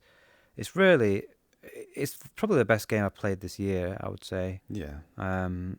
It's a breath of fresh air because it's not a quest port, right? Yeah, and the way that they've done the weapons is really good. Like each weapon has its own reloading thing, and it's all been made for VR. So you've got some where you just put like a cell in the top. Some of them you can knock out like a barrel underneath and then slide it up underneath. It's really well done. Just everything's so polished, and obviously it's only been made by one person. It's just pretty unbelievable when you think about what they've achieved. Yeah, he did the music and he did everything. See credits. It says like animation, art, music, graphics. Zach Galifianakis Brown. And he's like 22, I think. Yeah. It's crazy. It's like a second part. I was thinking, almost. It took him like 3 and a bit years to make that, and it took the same amount of time for Stress Level 0 to make Bone Lab. Yet Bone Lab's like half of the length and just not as good in any way. And Saints and Sinners Chapter 2, right? Which we use this also 2 years, right? Yeah, that's probably a big team. Put them to shame. Yeah. Yeah, amazing. Yeah, I have a few gripes. Go on. So the cutscenes are windowed. Did that bother you at all? It bothered me. I'm like, we're in VR. Why? I guess he really wanted you to focus in one specific place and not. It's not just that they'd have to make a full 3D a full environment. Yeah. Well, the cutscenes are 3D. Yes, yeah, that's you would nice. have. I think the screen could have been bigger. The screen could have been bigger. Yeah, it could have been bigger. Right? What immediately jumped out to me is how skinny my arms were. Did that bother you guys? Maybe you ripped. Maybe so. My arms are like double the size of the arms in the game. But you're playing a woman though, so yeah, you're a woman. Makes sense. Yeah. Even as a woman, it was like toothpick arms. I don't know. I didn't know that. Then of course you move slowly. So a lot of times I'm just like, God, come on. And then that's annoying. I'll resort to teleport, which is also slow, because it because it moves like forward, right? Yeah, you have to like wait for it. Yeah. Then I read your comment that you changed the bindings, right? Yeah, I changed the bindings. So it helps. That helped a lot because I kept. If you click the left stick in, you'll teleport. Yeah. And like I was teleporting like in the middle of a fight with a bunch of robots. I'm like, fuck, And so yeah, I changed the left stick click to none, so that took that away. And then some people were suggesting to change the right trackpad on the index controller to make that teleport, and that does make sense to me, because then you could keep your left thumb on the left stick instead of having to like take it off to the trackpad to teleport. Then there was another thing I did. I can't remember. Well, for a second, I decided I wanted to try seated, and then that was a problem because then I had to use smooth turn, and if you press down, you crouch, and then you have to press up to uncrouch. And like I kept accidentally crouching because, it's on the same stick as left and right turn. So I rebinded some of that stuff. I don't know. Did you know that they've got a jump button? Yeah, there's a jump button. There is. It's in the options, Yeah, I immediately went to the options and turned that on. Yeah. Yeah, I don't like that so many things require teleport in the game. Yeah. Like, I would prefer it if I could just jump everywhere.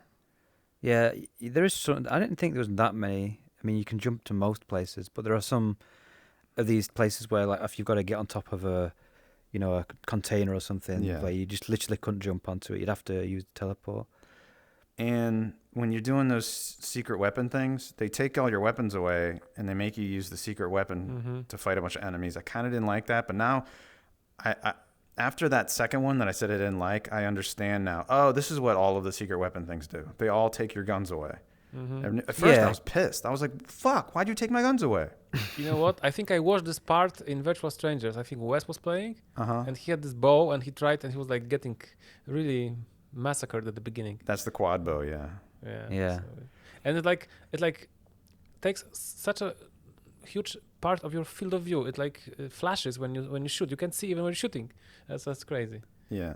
And then one other thing was there's a level that maybe you haven't gotten to it yet, Alex. The whole level is haze, so you'll love it. You love fog.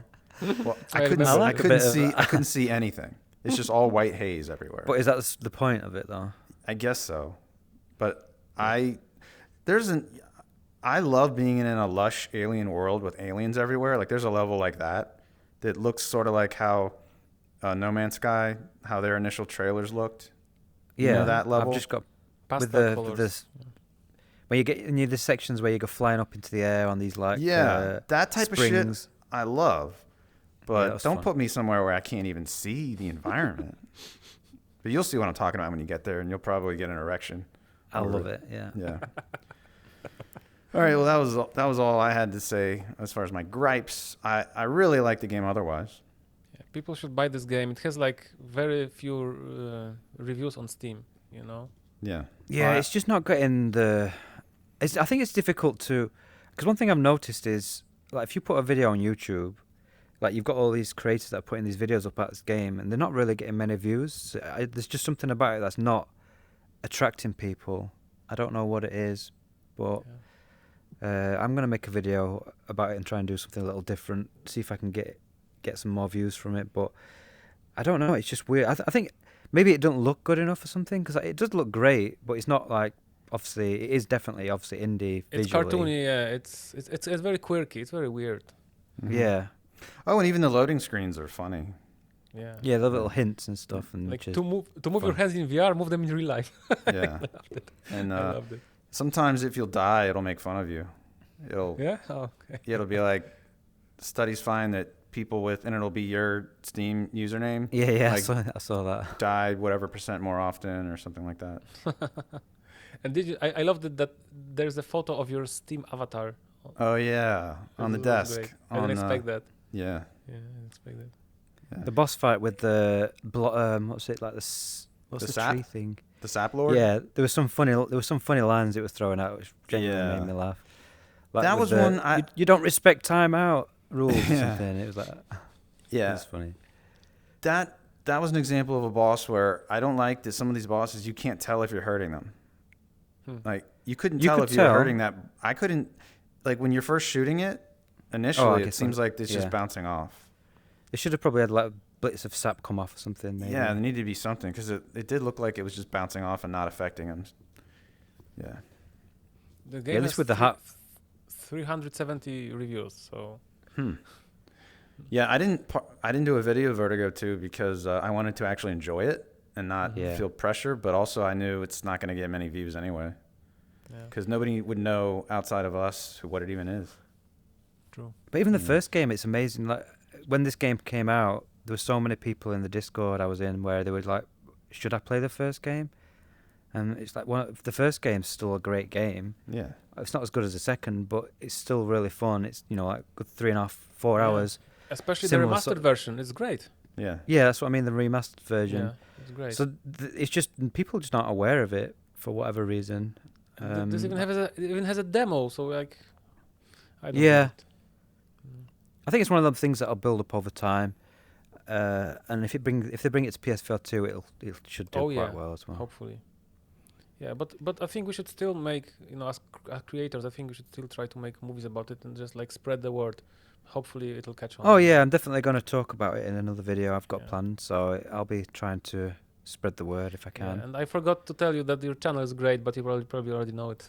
I was so devastated. I was so devastated when you pivoted. I was like, what the fuck? Yeah. Yeah, he doesn't know it because he didn't even know if he was going to keep doing it. So yeah, I know, I remember, but I didn't think people gave a shit, but Yeah. But people like do. You made them give a shit, right? Yeah. They took you for granted, and then like, oh no. Yeah, now I feel bad because every time I put something up, people are like, "Oh my god, you're the best," and I feel like they're just doing it just to like.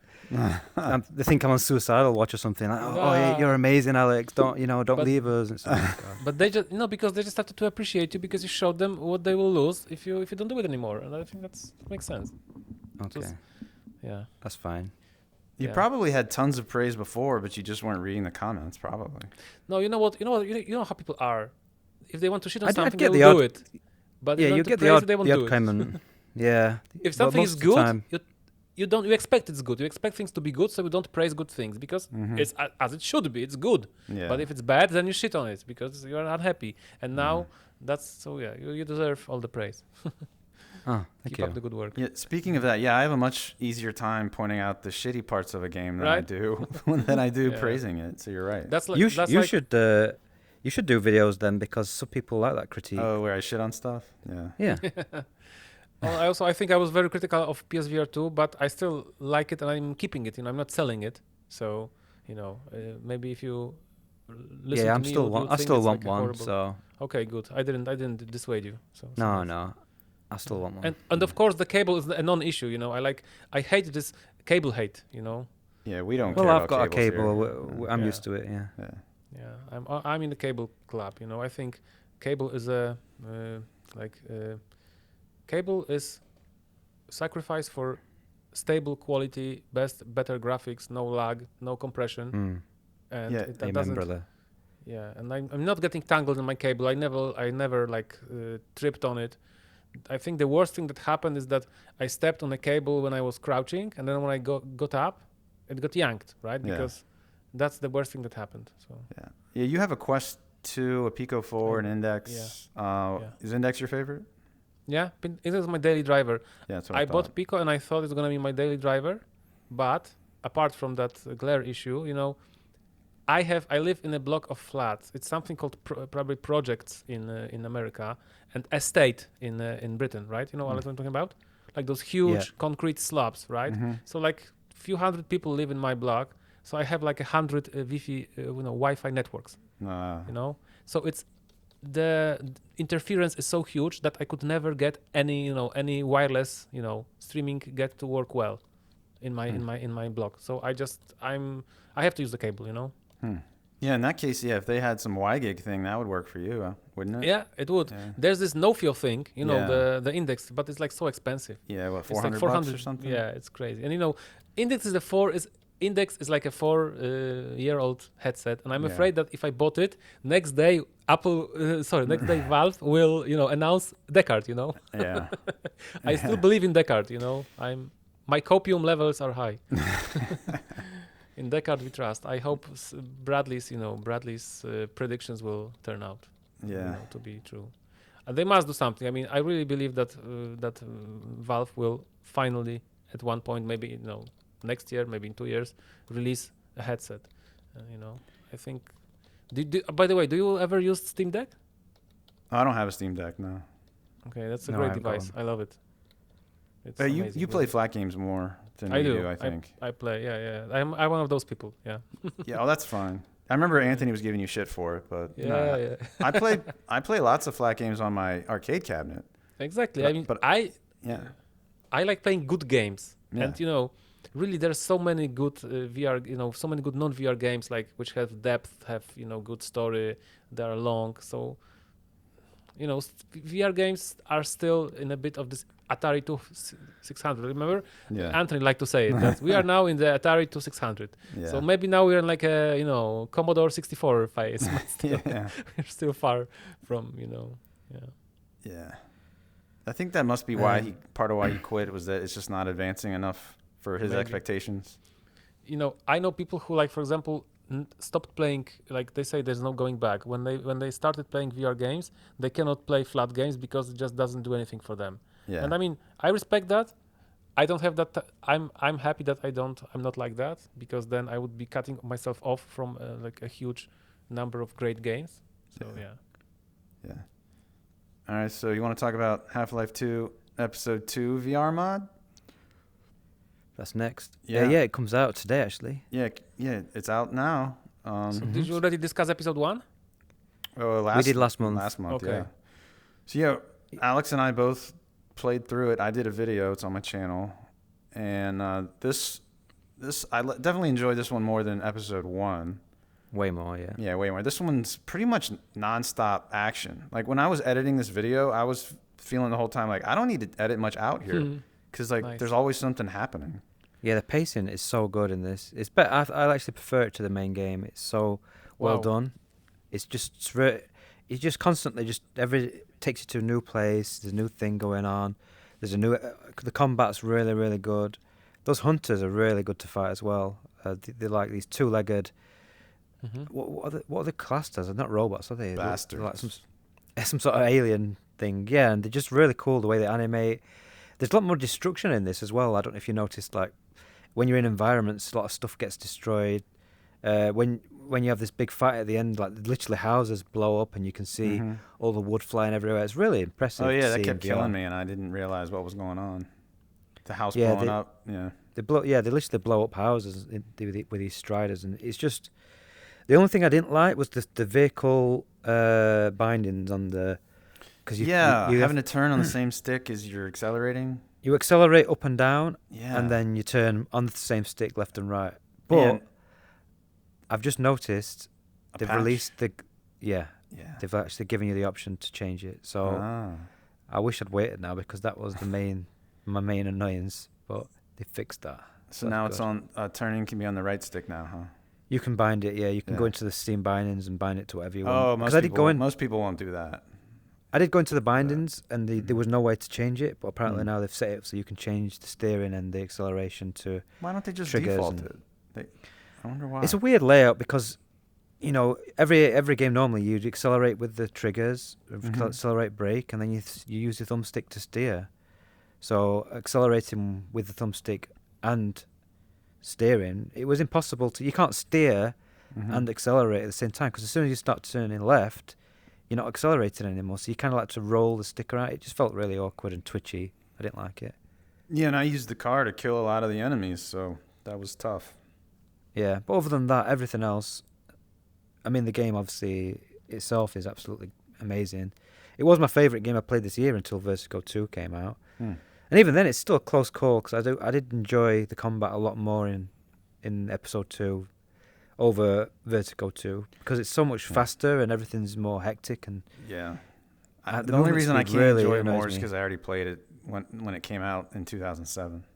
Me too. Yeah. Yeah. But I it forget shows so the state much of of it VR now. gaming. I forgot everything, so that's good. Yeah, it's been you'll long enjoy enough, it, definitely. Did you play episode 1 and the Half-Life mod then? I played the base game in VR, Half-Life 2 in VR for a bit, for like 2-3 hours, but I decided to wait because they promised so many, because it's still in beta, right?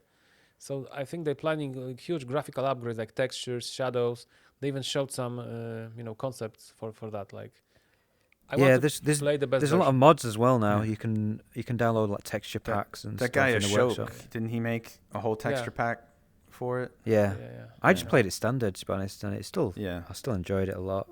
I'm impatient. Plus, we didn't have anything to play, so I just really wanted to play it. But they're also making the same guy actually you mentioned, Ashok. He's making Black Mesa VR. Black Mesa VR. Oh yeah, man, that's gonna be amazing. I've played a bit of it. It's a little bit buggy at the moment, and it's based on an older build of the game. It's not the most recent build because there's problems with. They used a lot of custom code in the main release of Black Mesa, so it doesn't look quite as good as the main game, and some of the enemies aren't as animated as nicely. But you're still playing the best version of, Half-Life 1. So it's definitely worth checking out. But that's supposed to be coming out this month as well, so keep an eye out for that. I don't think I've got anything else to say on episode 2, really. Let me just quickly remind. I'll come back to Vertigo 2 because I found these patch notes. So the patch note is proof I have mercy, reduced number of enemy boats in Grade C, added checkpoint before phase 2 of Sinto fight. So that's another patch. That's the proof. Yeah, there's the patch every day. Yeah, almost. Yeah, I saw some Steam discussions where some people were complaining about that sea level. Some people were dying a lot there. I didn't die once. I don't know why. I've not got to that one yet. I'm curious. Yeah, I'm curious how you guys feel about it once you get to it. Oh well, he lowered the boats, so you'll be like, it's easy. It'll be a different version. Yeah. All right. Anyone else got anything that's to why say I on don't like to episode 2? play. I just wanted to say that that's why I sometimes don't like to play games on release because you're playing the worst version, the worst. Yeah. Like literally the worst version. Like why do this to yourself? I'm impatient. I can't wait. Is my problem. If I had loads of stuff to play, I'll be jumping into that. But right now, I'm literally waiting on stuff to release to play things. So, like if I had a PSVR2, I'd be just playing that sort of stuff probably. Simplex, can you talk about Yupitergrad 2? Yeah, I can. I'm actually friends with the devs. So. All right. Oh, they're Polish, aren't they? So this will be a biased review. Just kidding. Of course. Yeah, they gave me access to the beta on the Pico, to the alpha, and it's like very. I think it's a remote, it's like far in the progress of the game. It's not like from the beginning. So you're like thrown in the middle of things. You have no idea what's happening. But it's a. They changed into a Metroidvania more, you have like lots. There's a huge map because it's called the Lost Station, right? So there's the station, and you move around the station, and there's a lot of backtracking. And I knew that word was coming. Once you said Metroidvania. Yeah, and Metroidvania is backtracking. Metroid, but I like Metroidvanias. I think they're not bad. But what I don't like here is that I have a feeling that they made those corridors long on purpose to make the map feel larger and make the time to play longer. No, because the first game was short. Yeah. But I know that it happens because some people are just stupid and they say, this game is too short, I won't buy it. And then the devs don't have money to make it longer by adding quality to it. They just add quantity. So I think I made I looked at the map because you can look at the whole map and you can see the whole section when there are just long stretches of corridors, which could be shorter, but there's nothing there. There are either obstacles like lasers and like blades or something, and that's cool. But sometimes it's just long stretches of just a corridor where you move through it. And I think it would be better if they tightened it up. I even left them feedback that they should do it, in my opinion. Yeah. So So you're like they'll... plunger left, right, left, Yeah, right, exactly. left, Exactly. yeah. Yeah. Yeah, we should probably explain what the game actually is, because obviously Yeah. if people haven't played the first one, it's like Windlands or what else is like that, where you've got like swing, you've got plungers basically, which you Yeah. can stick to any wall, and you can then swing, and then you let go, and then you swing another plunger, and you're swinging around the environments.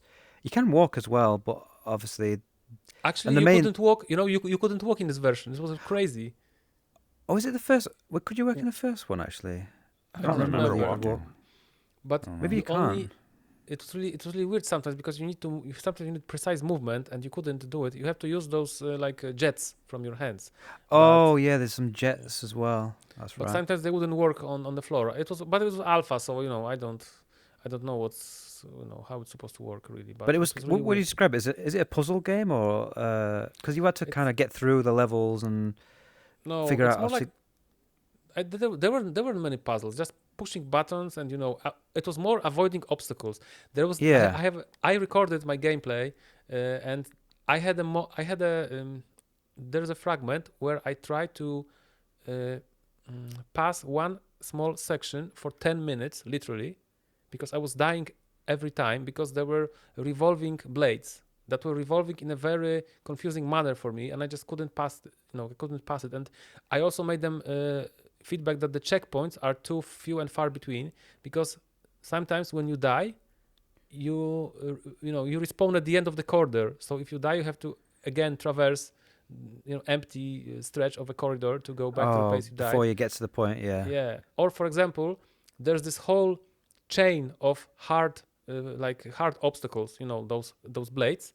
And for example, there's no checkpoint between them. So either you pass You've got all to of make it them, in one go. or if you die at the last time, at the last one, you go at the beginning. And I have literally a fragment where when I tried for 10 minutes in the one place, and only because I'm really persistent, and I just get fixated on that. I said, like, I'm going to do it. I would spend an hour there, if I had to, but I would finish it. So that's why I did. But normally I would get frustrated. I think most people will get frustrated and just stop it. So I think they should add more checkpoints, and especially since in this specific place you move through a corridor, you go through like 3 obstacles, and then there's like a shaft going up, and there are 2 more obstacles. So it just begs to add the checkpoint there, right? When you move to this shaft, there's gonna be a checkpoint there, because you already passed those three obstacles. And at some point you got to a point where I was able to go through the first obstacles very easy, because I learned them,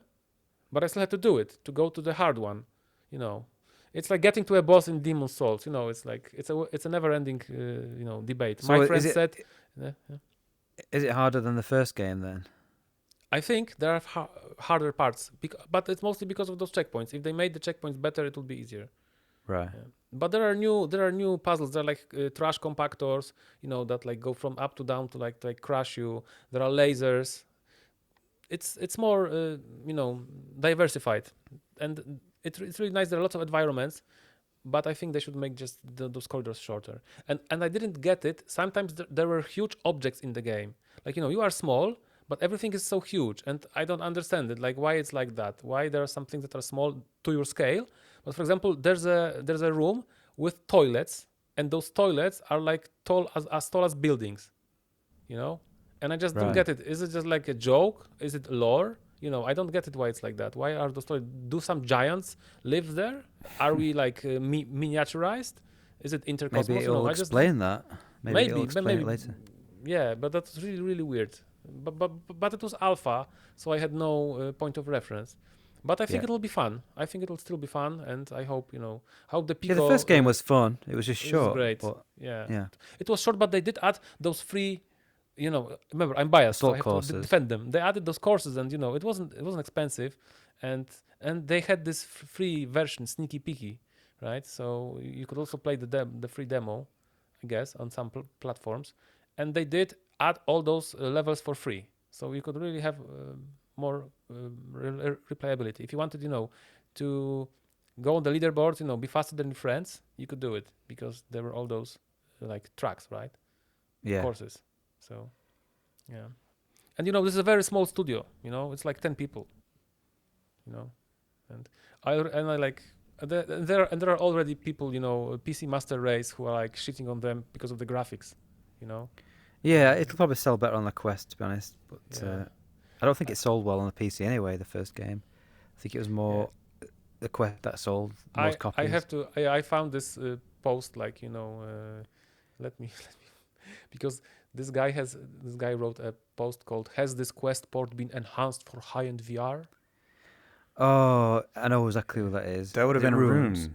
Of course. Yeah, Of course. every like- single game. Has it got dynamic shadows? It's like that's his big thing. He asks every single God, game. I didn't know that. I unfortunately got into a discussion with him, but No, every single game. I've got a discussion to him once. this toxic fucker is the reason devs don't want to port games on PC.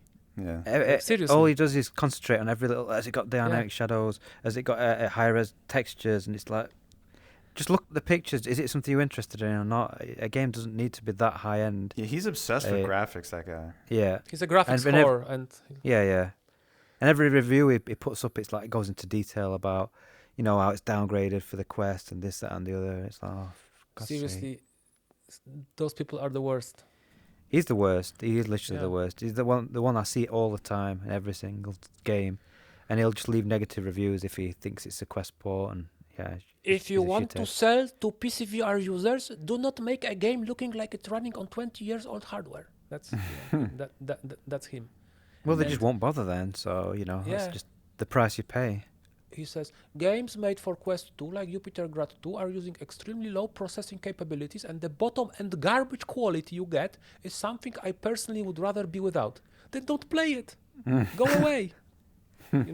Like Yeah, he's a dickhead. he is really the reason that devs don't want to make VR ports. I Because got then into he will write a discussion- negative review. Yeah, on Red Matter 2, he was leaving posts saying that they've downgraded it and it's not got this specific type of lighting that the first game had, and I'm like, Uh-huh. Red Matter 2 looks great. What the fuck are you talking about, idiot? Okay, so he's just Yeah, okay. don't bother with him. He's disturbed. Just- And then there are some games where I didn't like at all, where I've seen him praising it, and I don't like. Okay, I didn't really like Green Hell VR, but he was all about it. yeah, because it's a PC game. It's Maybe not that's a why. Quest game. Yeah, it's a graphics. He puts stuff on Reddit where he takes screenshots of good-looking games, like really close-up details and stuff, Mhm. and yeah, he's really obsessed with graphics. All right, do you want to talk about The Last Worker? Yeah, we'll quickly talk about. I know we've only got about half an hour left. Yeah, we only have like a half hour. Yeah, The Last Well, Worker is shit. I'm too Don't buy it. talkative. Apologies. No, it's fine. We've got 3 people. It's always going to take a bit longer. Yeah. It's fine. Okay, so you said don't buy it. Don't buy it. It's crap. Yeah, the story might be interesting. It has really good voice acting. Maybe it gets more interesting. We didn't put a lot of time. I did like 45 minutes. I don't know how long you did. But what about graphics? The Well, graphics are basic. They're pretty good. I thought they're cel It's shaded. like a cell shaded Cell type shaded Yeah, of it's a thing. good yeah. art style, right? It Yeah, looks, it's an it interesting looks art style. But the controls were really bad. The controls are terrible. Yeah, and like It even cla- in the they don't game, need- they're telling you to put your hands on the like levers, but it doesn't do anything. It's like it's telling you to move up and down. It's saying pull the lever up and Yeah. down. But then you then like a thing pops up in front of you that says to press the A and B button to go up and down, and it's Yeah, what's the point? You're in this like it's like a flying machine. flying forklift type thing. yeah, Sort of. and you can literally grab things on the forklift, like you can grab a lever and stuff, but they don't do anything. You can't move Yeah. them. You have to So use then you your use- thumbstick to move around everywhere, and Yeah, it's felt, and even then it was like glitchy. Sometimes it was strafing Yeah. instead of going forward. yeah. Whenever I pressed left, I ended up going right. It was really it's bugged odd. out. And So- the gameplay is basically just getting parcels and putting them in this thing. Yeah, The gameplay, I looked at some reviews because I thought, am I going to waste more time on this? And the reviews were basically, if you like the story, you'll enjoy it. But Yeah. the gameplay is just nothing. There's nothing to enjoy in the gameplay at all. and Upload VR recommended it. Oh, Well, that makes that's sense. actually funny because this guy from PSVR2 Without Parole, he said Yeah. that he enjoyed the gameplay more than the story. What? Yeah. Well, there's no gameplay. Yeah. There's nothing. I don't know. You get a box and it's like, okay, does Yes. this box weigh the same as the label? Is the label damaged? Oh, it's damaged. I need to take this to recycling. I'm sure there's a lot more going on after that. Like, Well, that's what I mean. I looked at a review and it's no, there isn't. well, I read a review where they said there is other stuff. Well, There's you have like stealth sections. Apparently, Stealth sections, yeah. And like, So the I have rev- a, sorry, I don't let know. me come back to this Rune guy for a second, because he actually wrote that Quest ports tend to sell very badly for PCVR users, with the last worker being recent example. So great example. Yeah, just shitty game doesn't sell because it's bad. So that's an example. Yeah. That's a proof that Quest ports tend to sell badly. Yeah. that's on Quest? I thought Yeah. it- yeah, And Oh, on I PSVR2. didn't even know it was on Quest. it's Yeah, on it Quest. is. It's a flat game as well. So it's Yeah, not. it's a it's flat on game, VR. so you can't It's really. on Switch. It's on. I think it's Yeah. on Switch. On It's everything. on PlayStation 5, PlayStation VR2. It's on. Yeah, it's on everything. Yeah. That's nothing to do with VR. That's Yeah, a bad game. Because it's a flat game, it even got a review on on SportsIllustrated.com. Yeah. Even they gave it a review. So Wow. yeah. Yeah, there's much better games to play than that. Like get Vertigo 2 or Sinners 2 or play Half-Life 2 Episode VR, and there's just so many other better games than that. It sounds like a wasted potential, because it has a very good. I heard it's a very good voiceover. Like The Jason cast's Isaacs. supposed to be really The good. cast is Yeah. good, Yeah. The voiceover work was fine. It was just I just didn't really care for the story, and the controls felt they weren't using VR at all. Like it was playing, but even the controls as a flat game didn't feel good. It just wasn't very good. I don't think at all. So I got a refund on it. Yeah, I'm not bothered. Alright. I think Okay. some reviews of the flat version said that it controls bad because it's made for VR. And we say the opposite. That's funny. Exactly. Well, it's not. It's definitely not. There's nothing VR about the controls at all. Yeah. There's nothing. They've not utilized VR at all for controls. Well, they did for picking up the boxes. Yeah. You use your motion controller to point it at the box to kind of use that sort of like a gravity gun. Yeah, you can do that, but everything else is Yeah. button presses and Yeah, everything else is button presses and Thumbsticks. shit. Yeah. Yeah. What game you want to do wh- next? Let's have a look. Presentiment let's- of Death? Yeah, that'll be a quick one. Presentiment of Death is a super hot style game with a bow and arrow, but not really, because the enemies move all the time. They just move slower when you don't fire your bow at them. And then as soon as you put the arrow in the bow, even if you haven't pulled it back, they immediately move at full speed. And like full speed feels like they're moving fast as well. So you kind of end up...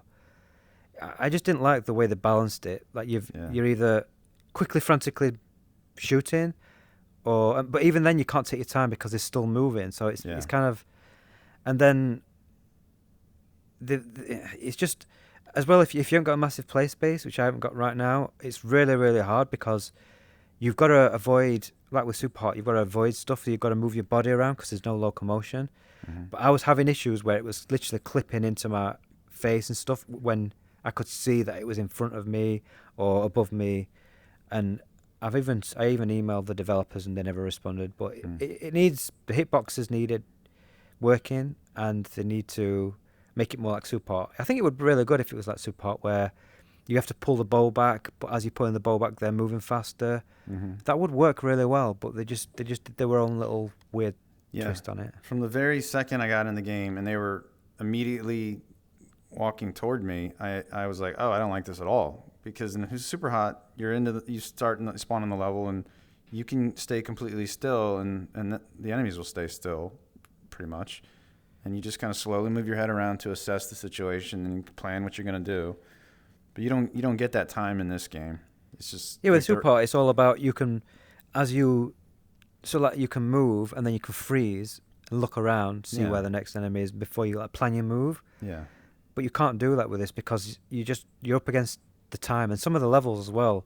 You have literally seconds to take all of them out, otherwise you're going to die. So you've got no time to like think or plan or anything. You literally just got to, as soon as you put the arrow in the bow, you've got to fire it immediately because if you wait, you're dead basically. Yeah. So they'll be right up on you. Yeah. Yeah.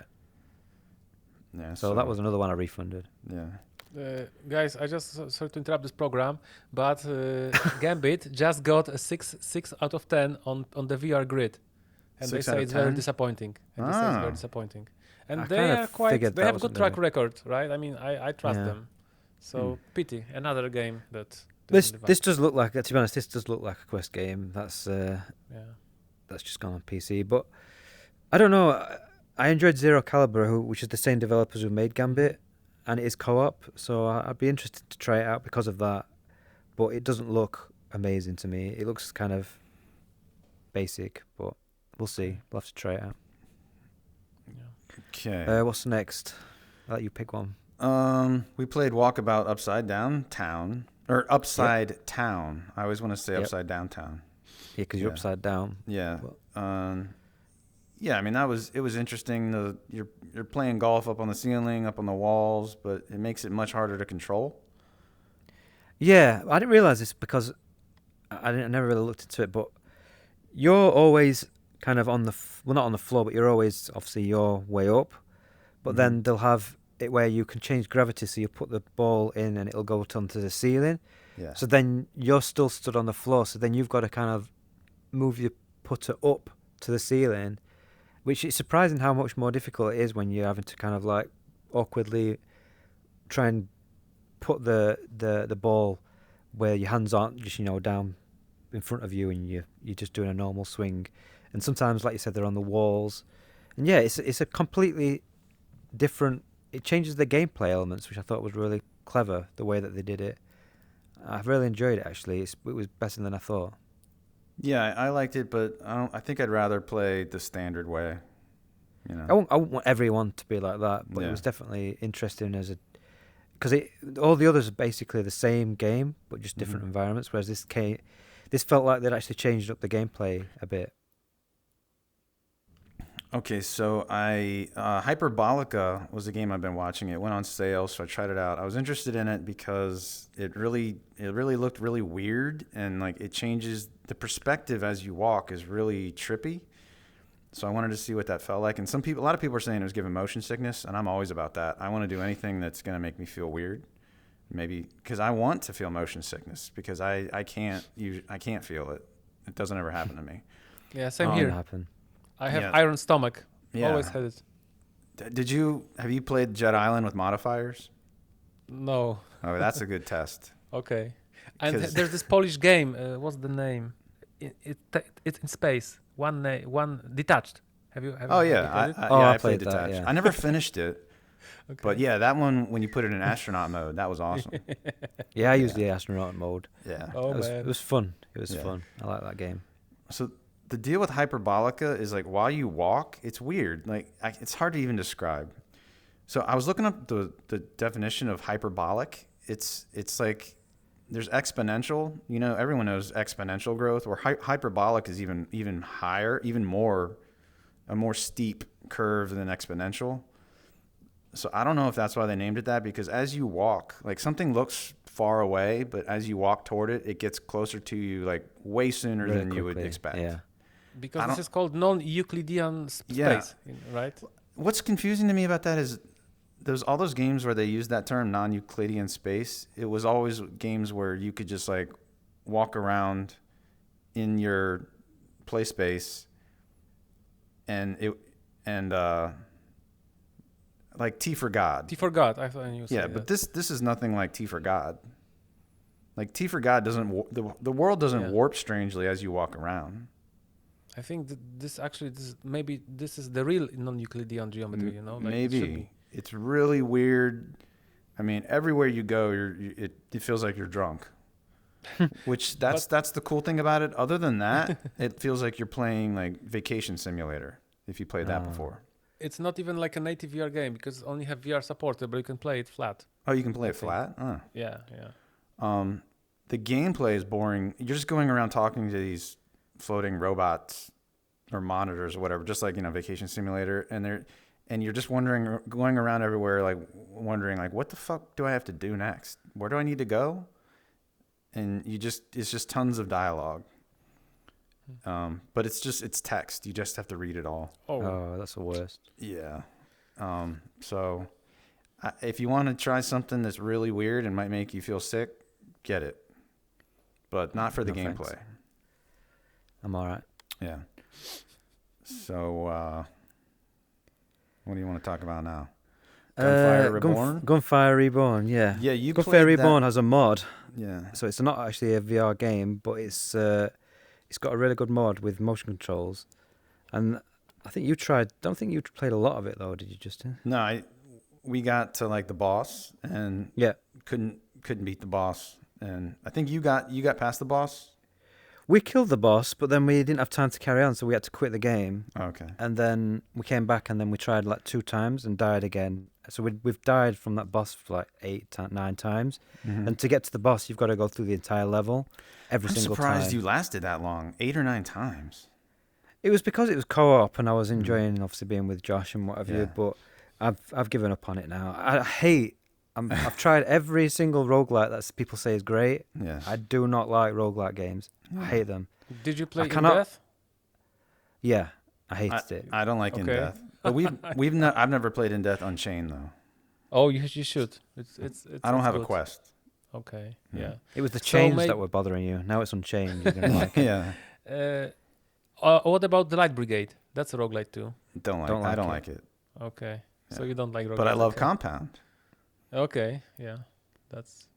I just don't like roguelike. I hate having to repeat the same thing over and over again. And that's what Gunfire Reborn is. Same enemies, same... Like, even if you get past the boss, which we did technically, if you die, then obviously you've got to start and do that entire level again, do the same boss again. It's like, hell no. Hell no. I ain't doing that. And all the little unlocks and shit were confusing to me. Was that confusing? Lots to of you? numbers and it's just every time it's like I kept picking stuff and not even reading it because I can't. Like you have 3 options and this gives you 10% buff on your orb capacity, and it's like, well, I don't know what you're talking about. What is my orb capacity? Yeah, and one of the attacks I couldn't even figure out how to do. I don't know if you had any issues like that. It was like maybe some sort of that orb thing. I couldn't think get that's it to like work. a grip. You have to squeeze the grip on the index. I was trying. Yeah, it's okay. I mean, if you like roguelikes, apparently it's really good. Mm-hmm. I just don't like roguelikes, so don't let my hatred for roguelikes, put you off the game. Because if everyone who's into this sort of game says it's a really good game and the VR mod's really good, mm-hmm. and it's got co-op up to 4 player as well, which it could be fun. The mod is really good, but we couldn't figure out how to change your character. Yeah, because there are supposed to be other characters with abilities and stuff, but we never managed to figure it out. Always had to be that rabbit or whatever. Wasn't it a rabbit or just something else? Did you play Risk of Rain 2? Because that's also a roguelike which has a VR mod. And so what is it's it? supposedly good. Risk of Rain 2. Oh, I played that. I didn't like that either. Okay. But I played it by myself, so that could be why. Yeah, you shouldn't play that by yourself. Yeah. I was totally outnumbered and just totally screwed. Until you fall? Until you fall, I don't like that much. It's too hard. I just get my ass beat in that. And then your hands hurt, right? My hands? I mean, like because you have to move your hands a lot. You're constantly moving around, yeah. Yeah, you have to until you fall. I don't like games where it's constantly just doing the same thing, and these games tend to be like you're constant shooting, constant attacking, whatever you. Yeah, Risk of Rain 2 is constantly shooting. Yeah, I like a game that's paced where you've got downtime and you've got, you can soak in the environments or something.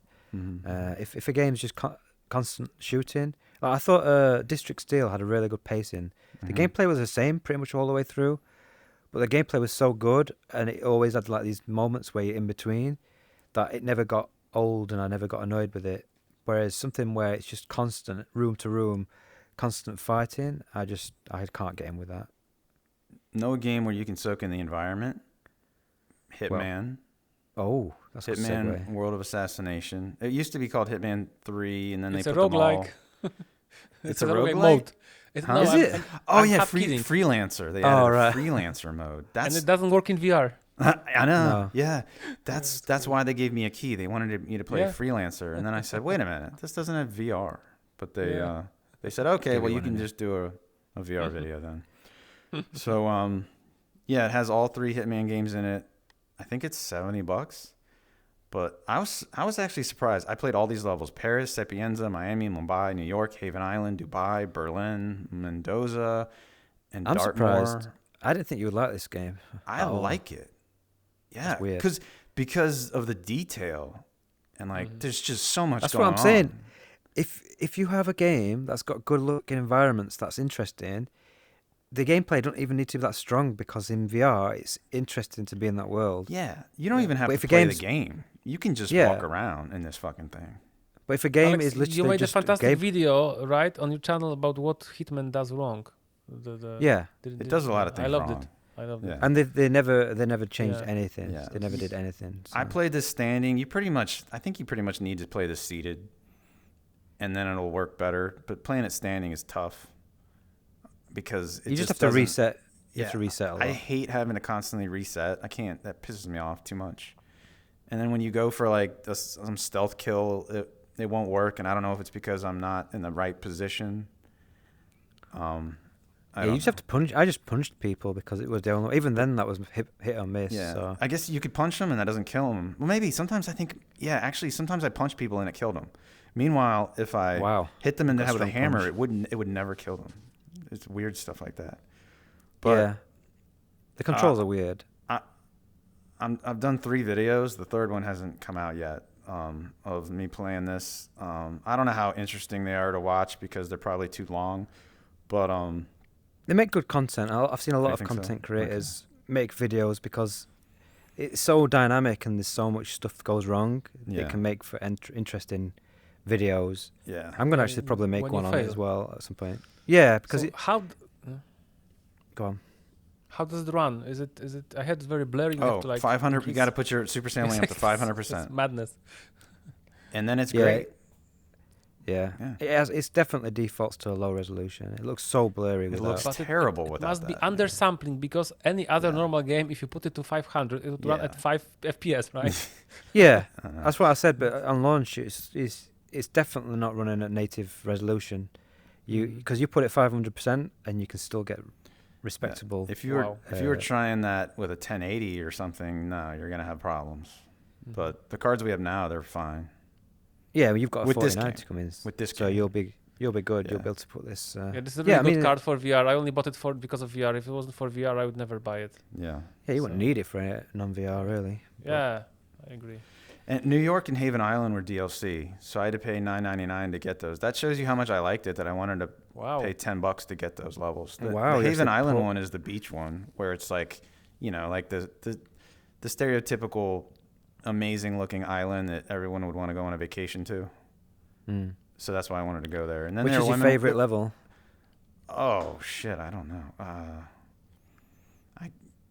I can't remember them all. Is the truth. I just thought Paris was a really good one. That's the first one. from Yeah, the that was first game. cool. Walking on the fashion show. Sapienza, I think is good. Like this Italian, lots of sun, right? Yeah, Sapienza's good, but that's the second one. Mendoza has a lot going on with the winery and all that. What about Dartmoor? I've not done that one yet. Is that That's good? just a castle.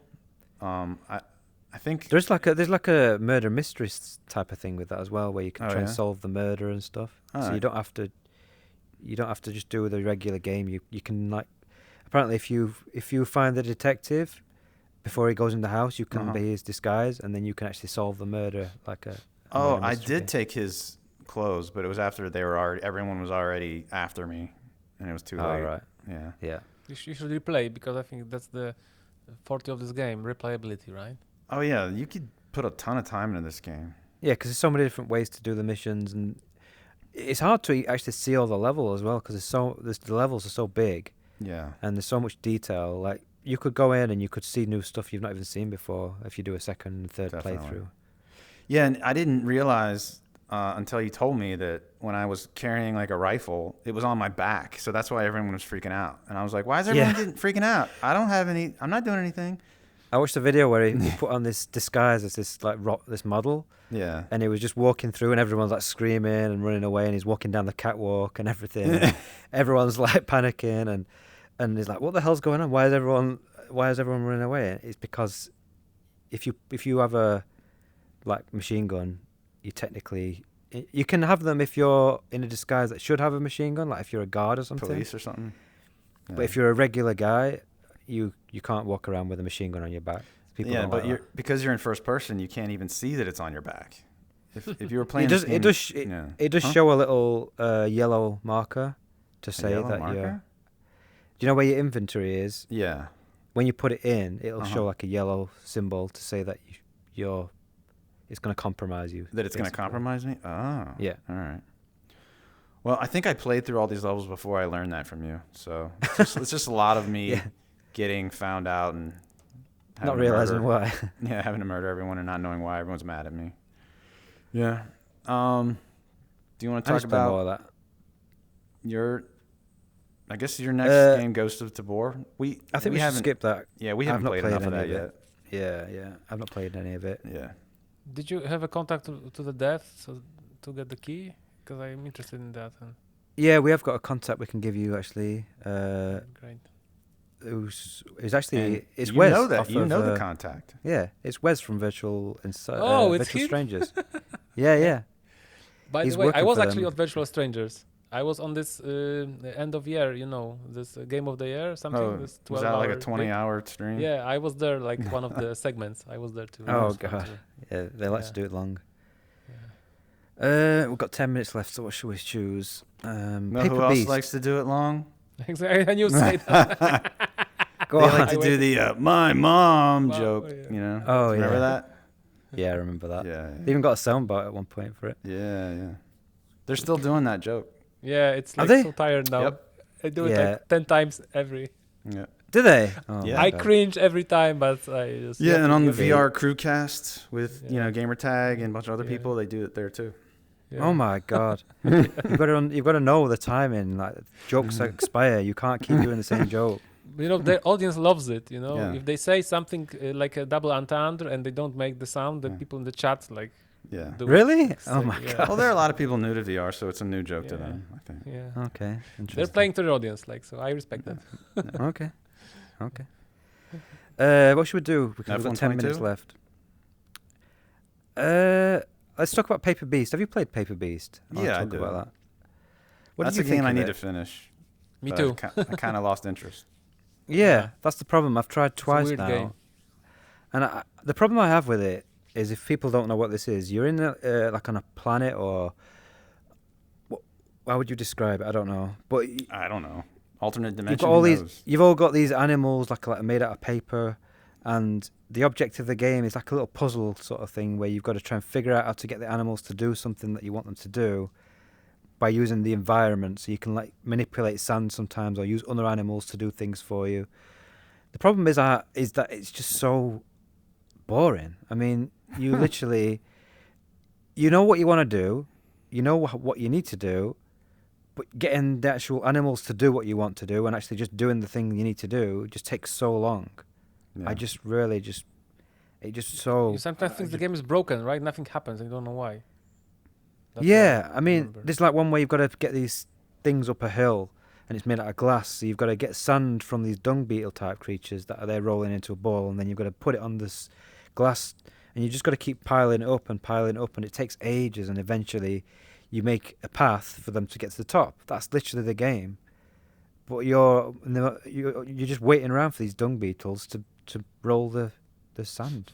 You're just not good. So, what's if it's not sand?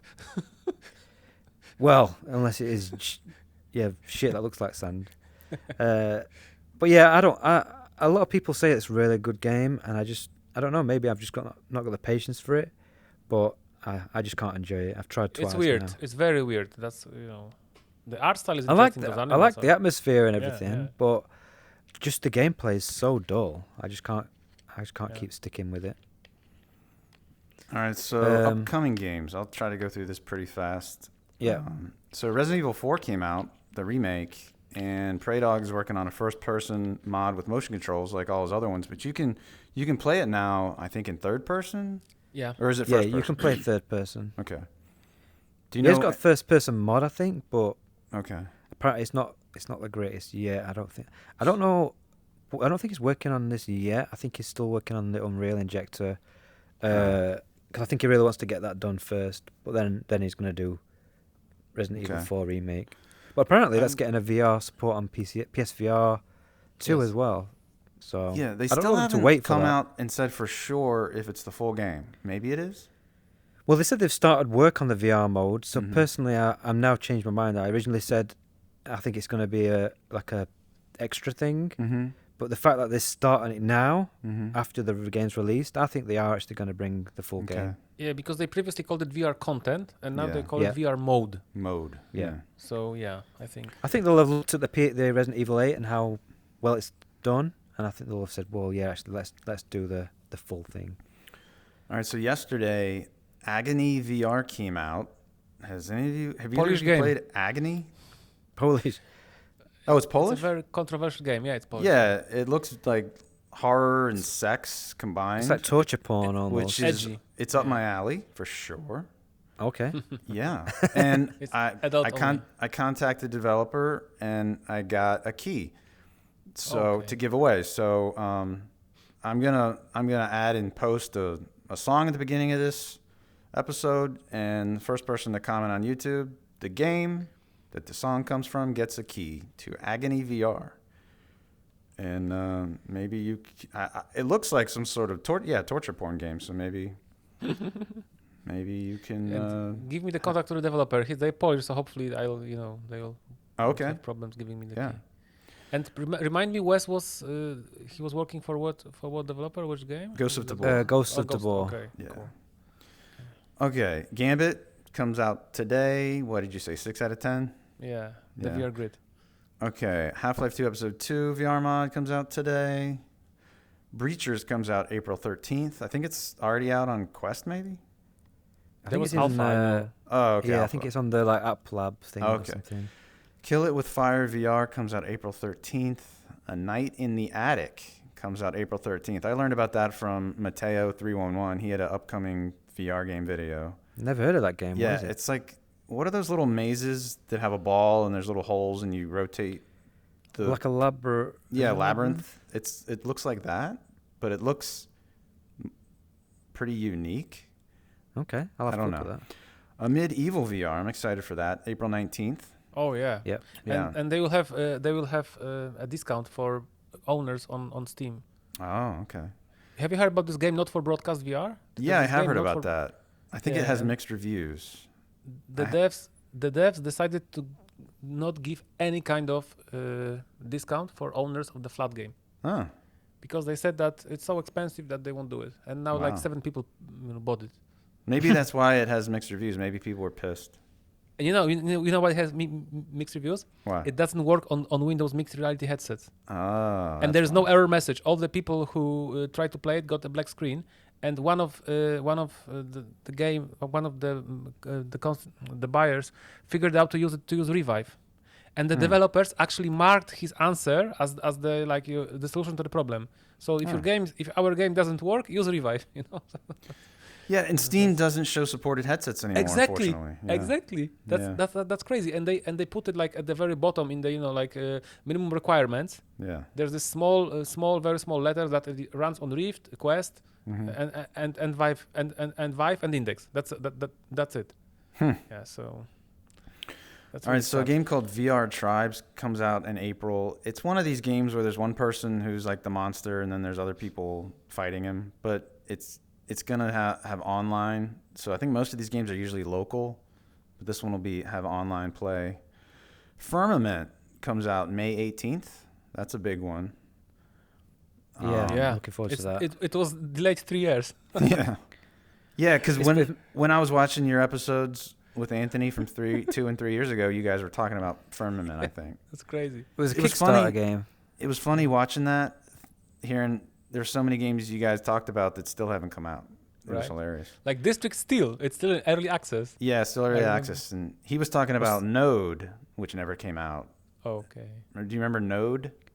No. It was like this I don't remember FPS. that. It was this FPS game. He liked the style of the graphics, and it just disappeared. There were a bunch of other games too.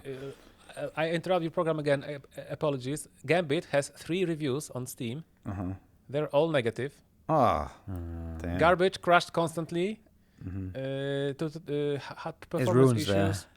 issues. Even one guy who got the product for free, he gave it a bad review. Damn. Oh, Is dear. that Fast Lawyer?